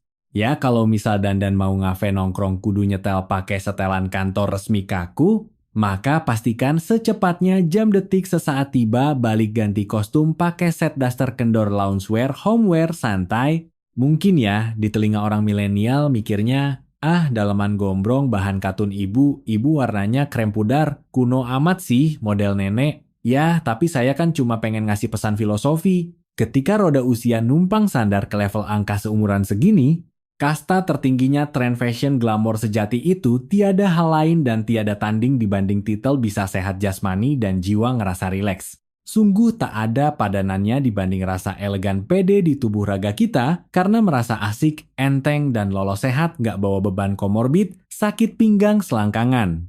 Dan jikalau kebetulan bapak bawaan zodiak tubuh yang genetik asalnya itu kelenjar keringatnya gampang nyucur, deres rembes keringetan, para dokter ahli spesialis ini sampai nyuruh, kudu sedia bawa simpan standby cadangan celana dalaman bersih perawan 22 pieces, biji ya. Di sela rehat makan zuhur tengah hari atau kerasa di area lembab gerah nembus ngompol gitu, cepet ngungsi ngumpet di kamar kecil WC, lukiran copot ganti perawan panty 1, jaga seharian tuh jaminan selangkangan, garing 100%. Metode yang model simple kayak begini loh, merupakan cara yang paling nembak, titik paling tokcer akurat, manjur, murah, nggak ngabisin cuan dompet, buat menyabotase mengunci tamat penyakit vulva gatal, sariawan, jamur keputihan akut dari hulu asalnya. Aturan 3-3, pola diet makan harian kudu rajin cut, potong, kurangi gula. Ingat selalu, dilarang ngasih makan gratis menyuapi jamur. Poin kaitan korelasi aturan yang ketiga ini boleh dipastikan banyak bikin tante, teman, emak, melongo, tercengang, syok nggak kebayang. Hal asupan sembako sayur lauk menu piring yang dikunyah mendarat ditelan ke perut. Nyatanya ngasih dampak kontribusi nyata, real, terhadap rapor kesehatan vulva kewanitaan organ di selangkangan di bawah ranjang. Biang kerok dedengkot utamanya, salah satu komplotan terkuatnya apa ya? Gula. Manis. Mayoritas teman bidadari Sri Kandi mau dibilang udah, lanjut tuir tetap aja. Gak kuasa goyah, membendung sihir godaan pesona. Rasa hidangan, kue patiseris nyemil. Kue bolu cake tart. Biskuit milk tea boba thai. Tea sirup. Gula manisan kemasan di SB. Dan nahasnya, jikalau kini detik ini tante emak Anda ini tengah terhimpit nelangsa pusing mutar gegara serangan infeksi vaginitis yang bolak-balik berulang, ya terkhusus vaginitis keputihan spesifik vaginitis candidiasis albicans, atau artinya serangan ragi, cendawan, flora beranak pinak dengan wujud buktinya, ngeluarin cairan kental kayak buih, serpihan keju, ampas putih, kedelai gumpal, dan rasanya di area situ gatel-gatel super pedes pengen disikat garuk berdarah. Wahai sekalian saudara perempuanku, dokter ginekolog paling handal se-Indonesia ini di meja praktek pasti sekalian ngasih tebusan resep obat telan kimia sambil mewanti keras bernada galak di mukamu. Sebuah nasihat petuah tegas, Bu mulai stop gencatan senjata, pantang gula, dilarang makan takaran gula manis ya. Strict control limit the sugar intakes. Logika rasio dasar landasan dari prinsip dalil sains di balik larangan pantang gula ini begitu amat sangat belak-belakan polos. Parasit cendawan jamur flora yang terkhusus ragi spesies jamur albican candida tuh merupakan mikroorganisme makhluk yang hobi tingkat akut maniak mendewakan tergila-gila nagih kecanduan energi.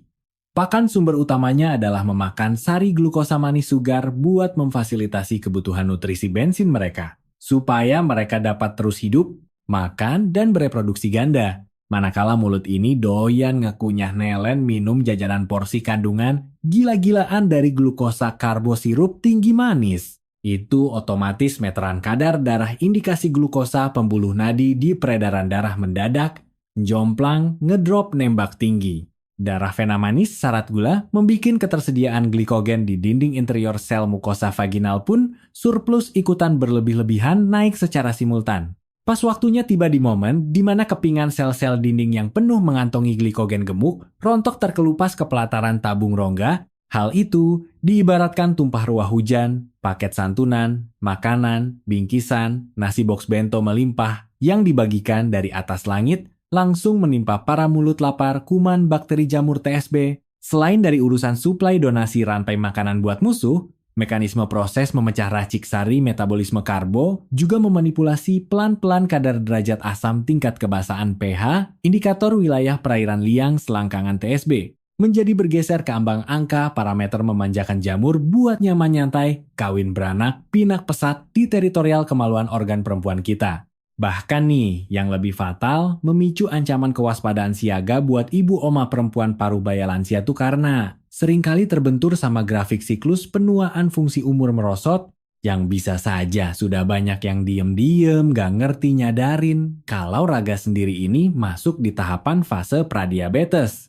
Atau malah udah divonis status nyandang penderita pasien kencing manis diabetes, mellitus tipe cocci loh.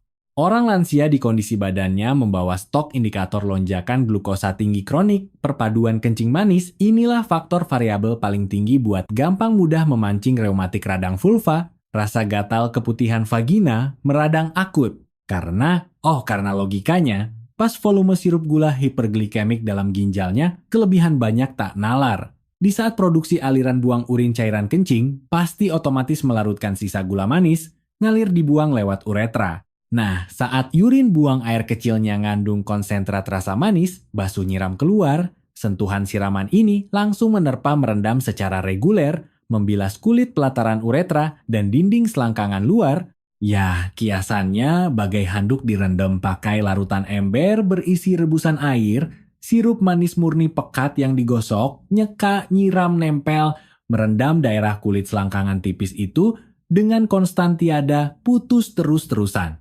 Hal begini jelas amat rawan menyulut kebakaran, memancing kasus eksim alergi merah garuk, parah super menggaruk, membabi buta dari iritasi radang yang benar-benar susah pulih.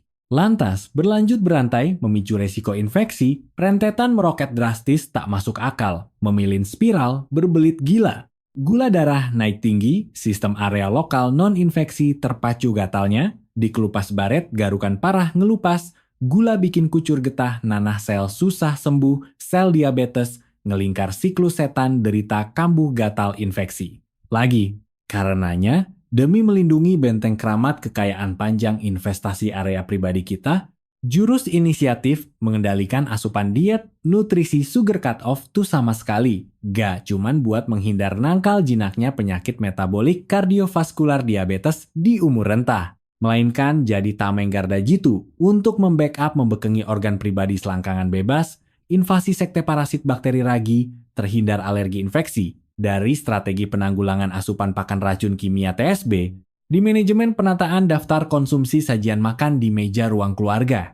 Kudu berkesadaran batin tinggi puasa, memangkas niat nafsu menolak beli minuman manis-manis buble tea cup, dessert tart, mengurangi takaran. Terus ya kompensasinya harus memacu banyakin makan daun segar, fresh organik, palawija, kacangan kasar utuh biji-bijian, dan sedikit menambahkan camilan jajan berbalut suplemen mikroprobiotik Dewa Yogurt murni plain no sugar, dari susu keju fermentasi, supaya ini semua membantu merevitalisasi perombakan tatanan dari bagian usus perut dalam, dipancarkan ke sirkulasi ke seluruh wilayah eksterior badan, guna ngewujud inkoloni pertahanan probiotik ekosistem. Komunal wilayah usus saluran dengan aman sentosa berimbang, rukun adem ayem sejati. Aturan ke-4-4-nya yaitu tatanan etika habit jongkok di kloset. Pantang menahan buang kencing, bikin air cepat kucurkan mengalir rutin, jangan sampai stagnan jadi bludru dan mampet ditahan. Petua sakti ajaran klasik kuno dokter leluhur. Aturan pilar doktrin poin paling ujung buncit keempat ini berkisah dari urusan tata tertib, hal kebiasaan cara pipis nongkrong dari mbak ibu di WC, toilet, kamar bilas sehari-hari. Terkesan remeh kelihatannya emang. Namun, sungguhan ibarat masalah hidup dan mati perannya buat tubuh ini. Emak, mama, atau nenek-nenek kadang seringkalinya dihadapkan. Sibuk nguprek, cuci nyapu, nyetrika rumah, atau jagain momong cucu bermain ngegendong, atau misal kebetulan posisi di rute luar kota outdoor dan merasa jijik, risih antipati sama kehigienisan WC umum, jelek toilet terminal WL, pada akhirnya kompromi membengkokkan kebiasaan dengan hobi nekat, mempraktikkan akrobat, melatih otot penahan, menahan hasrat pipis kencing, ngempet di kandung kemih. Kawan sobat sekalian, pastikan sadar sepenuhnya. Tahu fakta berikut? Sering mempraktikan, nahan ngempet kencing, menunda kucur keluarnya air seni. Merupakan pantangan besar malapetaka musuh, pamungkas pantangan terbesar ngerusak tabiat organ, sistem urin, dan kewanitaan. Urinanya di dalam kantong bladder kandung kemih, tersimpan, tertahan rendam, dengan jeda waktu yang kelamaan panjang membusuk tak nalar. Bukan cuman semata menguras otot memforsir beban ke kandung kemih biar merenggang ekstra lelah, yang lebih fatal mematikan dari efek ngempet ini adalah tindakan nahan pipis kelamaan panjang itu berarti kita ini telah bermurah hati, ngasih fasilitas durasi timer, jam waker nunggu yang sangat memadai, inkubator ngekos nginep, tenang, stagnan tiada arus aliran untuk pasukan rombongan mikroba yang ikut keseret nyemplung pas nyelam lewat pintu luar jalur saluran. Atau kelompok laskar sisa bakteri patogen penghuni liar, ujung kran muara lobang uretra. Biar mereka bakteri, dikasih privilege, numpang waktu kembang biak bereproduksi, ngegandain diri sampai puncaknya berlipat sejuta miliar. Padahal ya, ciptaan konstruksi mekanik alam rancang bangun murni yang canggih sempurna dari tubuh kodrat kita. Sedari lahir itu tuh udah disetting built-in. Otomatis dari pergerakan ritme membuang urine, rutinitasnya itu buang hajat air. Seni. Setiap dorongan tembakan, guyuran peluru, dorong dari aliran cair, sisa kencing pipis ngalir ngelewatin, menerabas tabung silinder corong dari atas muara dalam, menuju buang keluar muara lobang luar vulva. Itu disandingkan perumpamaan perannya kayak sistem air flusher hidrolik alami yang cuci bilas, ngedorong nguras semua gerombolan kelompok debu, lendir, bakteri, parasit, kotoran yang lagi niat nakal iseng mencoba bergelantungan rekat, melekat nempel, nyekram ngerayap menyusur, nanjak naik tabung. Pipa, dorongan pancuran urin sukses, menyapu, menendang, menggelandang, mengusir sisa-sisa bakteri jorok di lobang, langsung tumpah terhempas ke parit buangan luar WC. Andai kata kebalikannya bila seringkali hobinya itu, ya hobi menahan, ngempet, tunda kencing terus. Ya logikanya analogi Anda membuang secara sadar, dengan rela kesempatan emas tiket gratis persekot fasilitas dari Tuhan yang berfungsi buat auto steril, menyapu bersih, nyuci mandiri organ sendiri, TSB. Malah ngasih timing durasi masa tenggang membel panjang ke bakteri bebas merdeka. Asyik menyusun rencana bikin pangkalan ngampar tenda, tinggal betah mendaki dan mencemari dari dasar pintu merayap di saluran kandung kemih pipa hingga bercokol berkarat, beranak kuman sistemik menahun akut. Bukan cuma jatuhnya resiko kebobolan, ancaman rawan memprovokasi ledakan, sakit, inflamasi, infeksi, radang, kemih kandung akut dengan sinyal peringatan rasa pipis berkali-berkali besar, ngerasa terdesak, meronta sakit anyang-anyangan, panas meradang nyeri kesayat. Bila jangka durasi panjang waktu tak dibenahi perbaiki, parahnya ngundang bahaya gempuran, komplikasi parah nanjak ke organ hulu atas sampai jebol, bikin radang batu dan bernanah merusak fatal jaringan parenkim organ kedua ginjal kita itu loh. Jadi makanya nih, mendarah dagingkan keraga diri untuk ngewujudin rutinitas, merutinkan membuang pipis rutin buang, jika kerasa jangan nunda-tunda ke toilet. Lalu imbangi barengi suplai, wajib ngedrop takaran, menelan asupan tong hidrasi, sedot botol teko air pelumas cairan, secukup yang wajar, stabil menjaga cadangan urin, stok volume produksi tubuh untuk berlimpah. Intisarinya taktik gampang, sederhana, cuman rajin nyetor air ke toilet. Udah itu intinya merupakan rumus pusaka pelindung paling organik, murni, ampuh 100% dan totally nihil ongkos receh buat pelindung jagoan asuransi urologi kemis selangkangan sampai ubanan tua pun.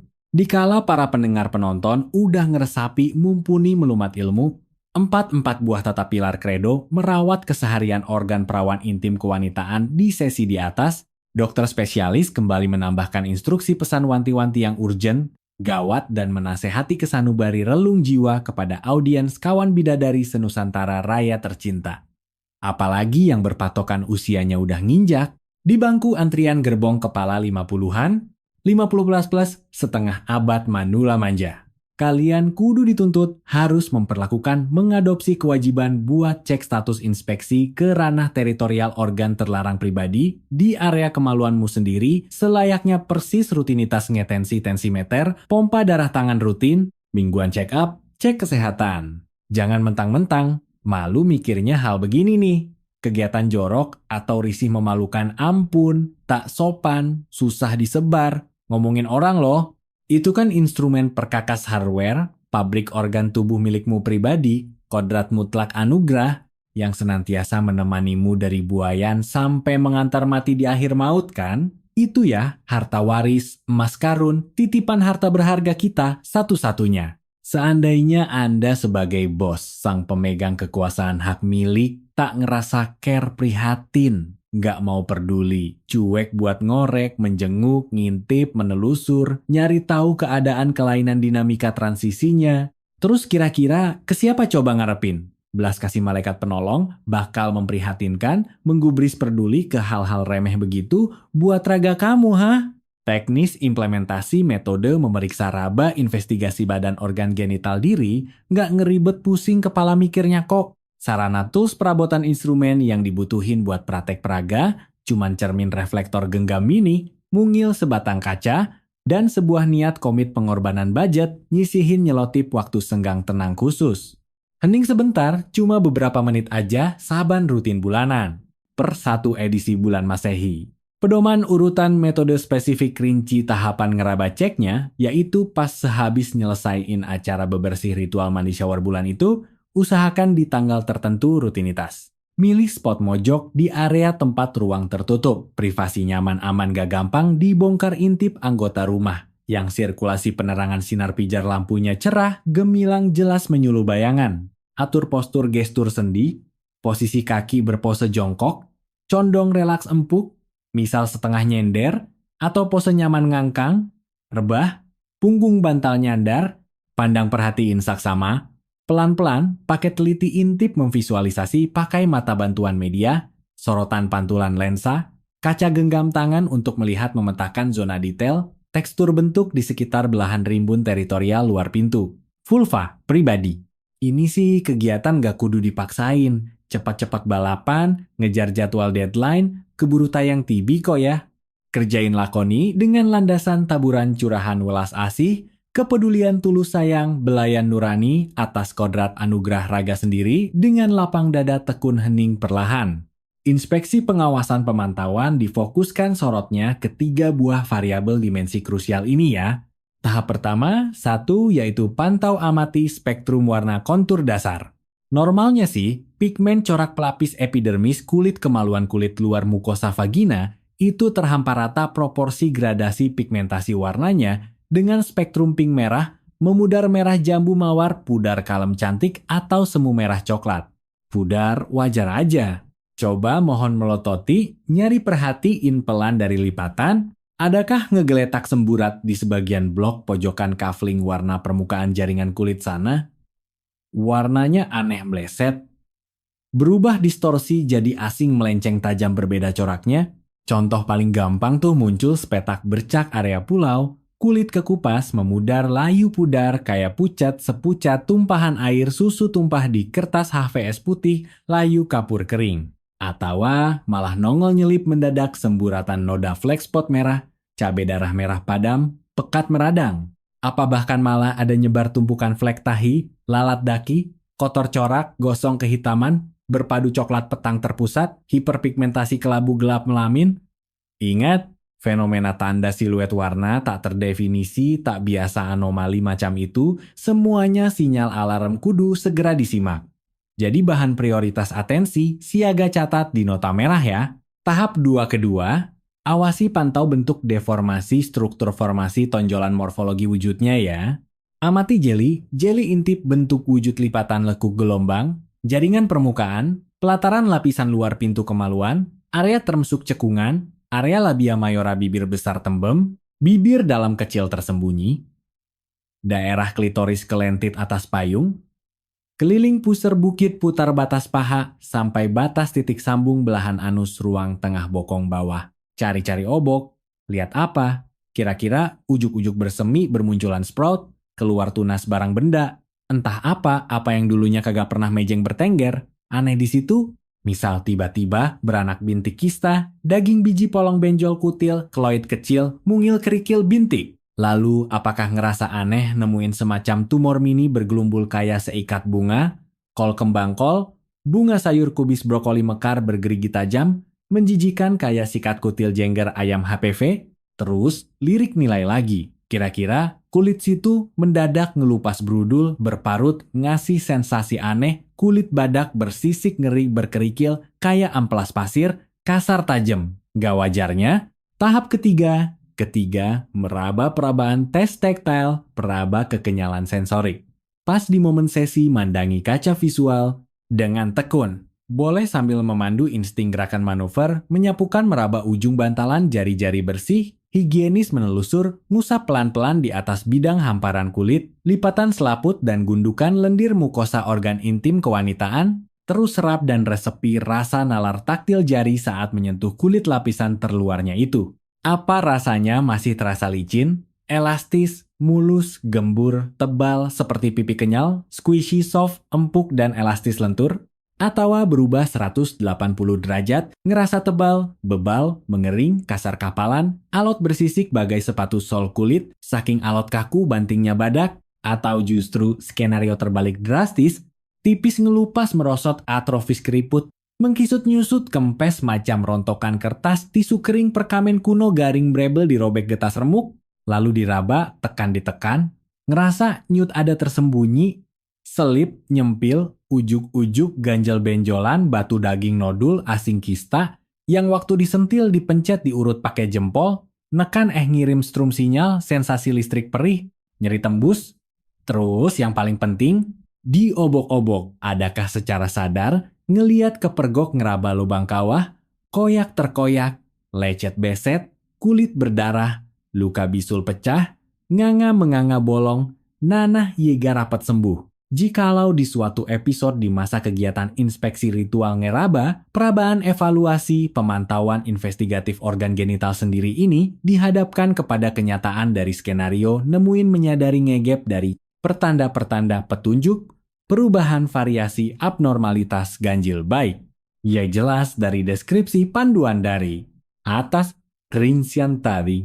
Atau entahlah, walau gak persis ciri secara baku, klinis kriteria teksturnya, TP di hati kecil, firasat insting indera. Keenam, naluri perempuan mendadak batin curiga, membunyikan insting batin rasa yang menjudge, wih ada yang aneh ganjel. Beda aneh, gak lumrah, kayak kondisi sehat kemarin-kemarin, asalnya beda, ngerasa kagak wajar nih.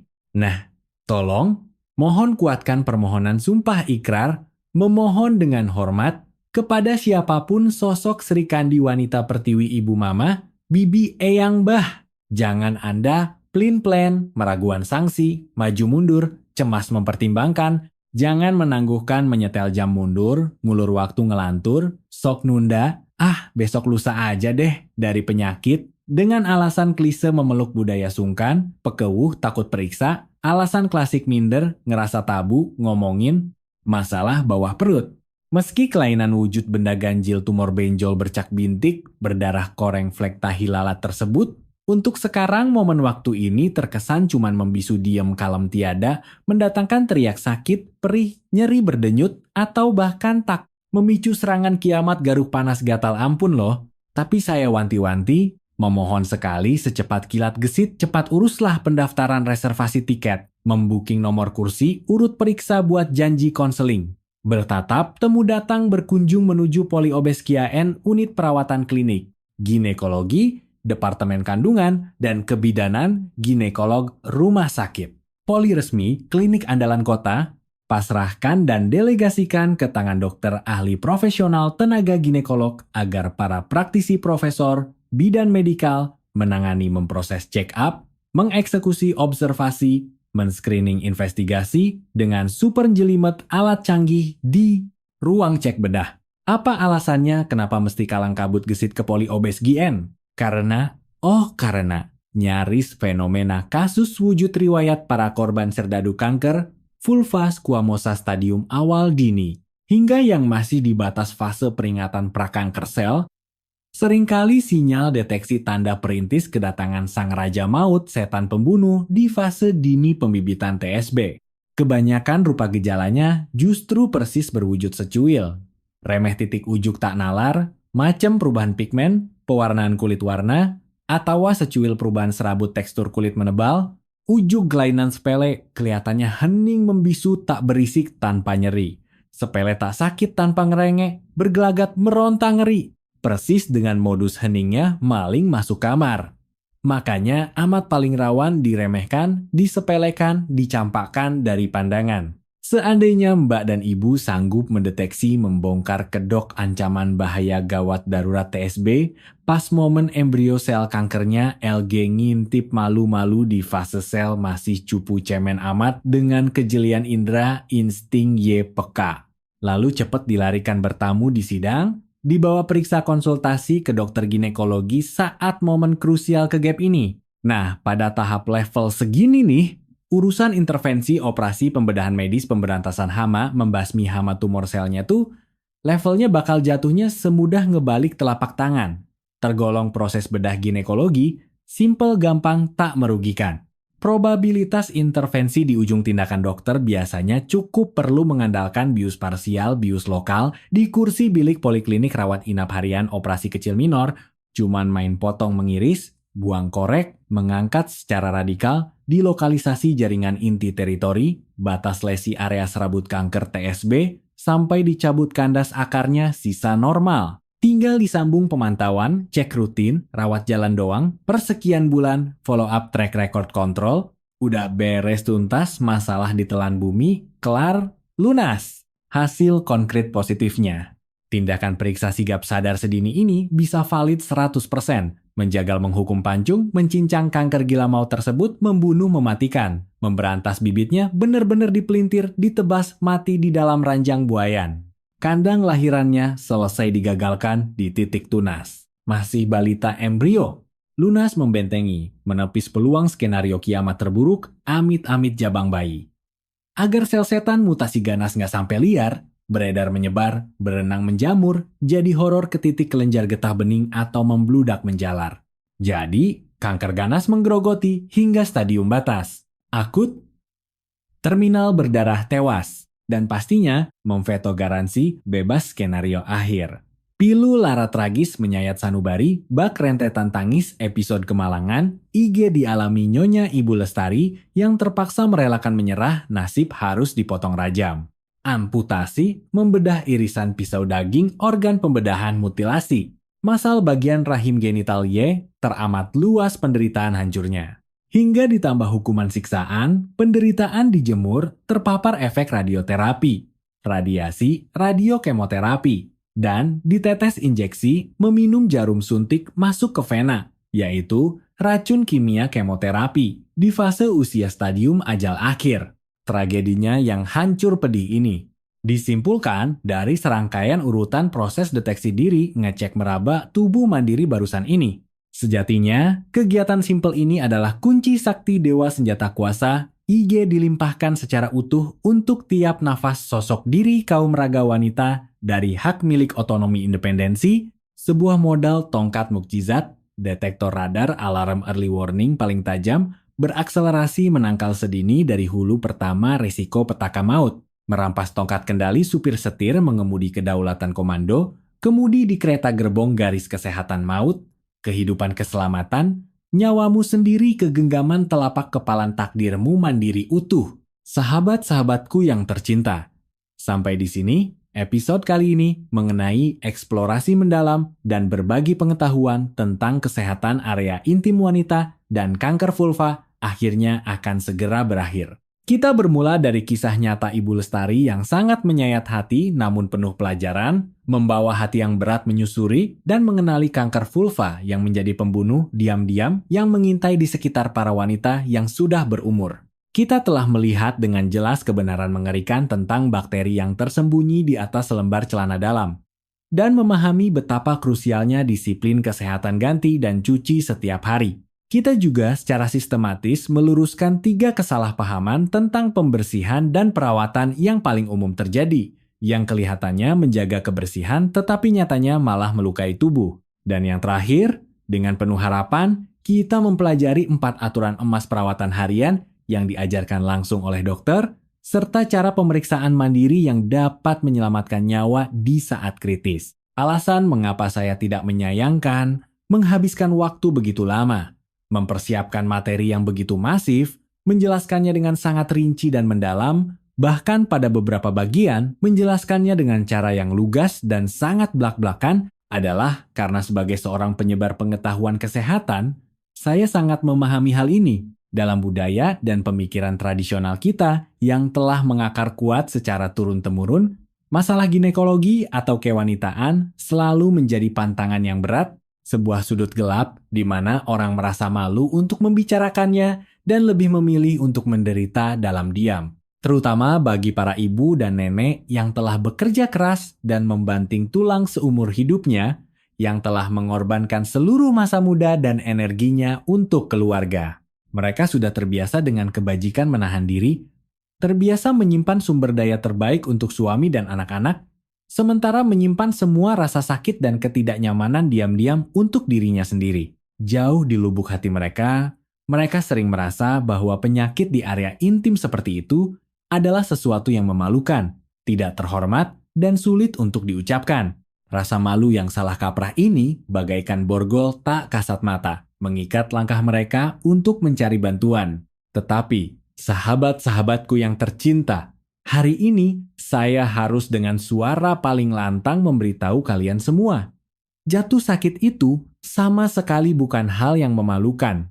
Itu adalah sinyal permintaan tolong yang dikirimkan oleh tubuh kepada kita. Sebuah pengingat yang jelas bahwa kita perlu memperhatikan dan menyayangi diri kita sendiri. Yang benar-benar mengerikan adalah ketidaktahuan dan kesalahpahaman terhadap penyakit. Yang benar-benar menyedihkan adalah karena konsep yang salah, kita menunda pengobatan dan membiarkan penyakit kecil berubah menjadi bencana besar tubuh kita. Terutama sistem reproduksi yang memikul tanggung jawab besar melahirkan kehidupan. Telah melewati pasang surut menstruasi, ujian saat melahirkan, dan titik balik masa menopause. Sistem reproduksi ini sungguh luar biasa hebat dan tangguh. Ia sangat pantas dan layak untuk kita pahami dan rawat dengan metode yang paling ilmiah, paling lembut, dan paling terbuka. Jangan menunggu sampai rasa sakitnya tak tertahankan dan mengganggu tidur dan makan, baru pergi ke rumah sakit. Jangan menunggu sampai kulit membusuk, bengkak, dan berubah bentuk, lalu kemudian menyesalinya.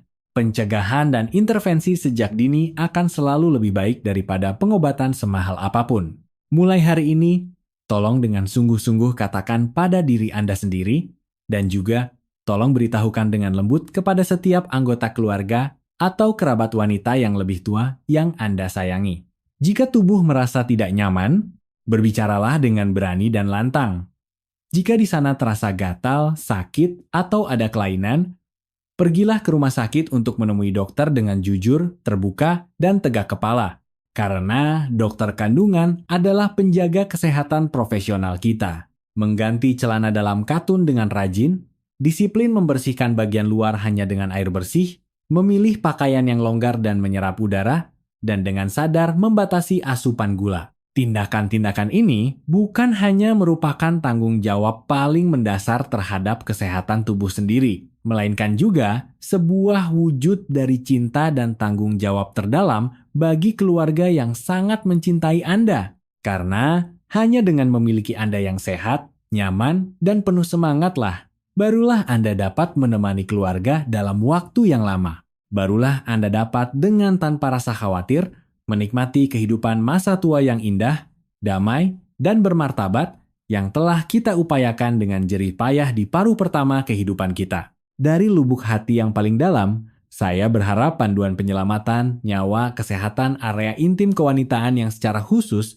disusun dan dirancang untuk Anda ini dapat benar-benar menembus penghalang konsep tradisional, mencapai ke dalam relung hati Anda, dan memberikan bantuan nyata untuk Anda. Saya berharap pedoman ini dapat menghancurkan kekhawatiran dan ketakutan tidak perlu di dalam hati Anda. Sehingga kelak, di saat Anda menghadapi sinyal kelainan tubuh sekecil apapun, Anda tidak lagi panik, tak lagi melarikan diri, namun justru bersikap tenang, rasional, dan berani bersikap aktif, segera bertindak tepat. Jika Anda merasa konten video ini memberikan inspirasi dan wawasan baru dan membuat Anda mempelajari pengetahuan penting yang belum pernah Anda ketahui sebelumnya, tolong jangan ragu dan pelit untuk menekan tombol like yang besar untuk kami dan berlangganan saluran Kami Sehat di hari tua.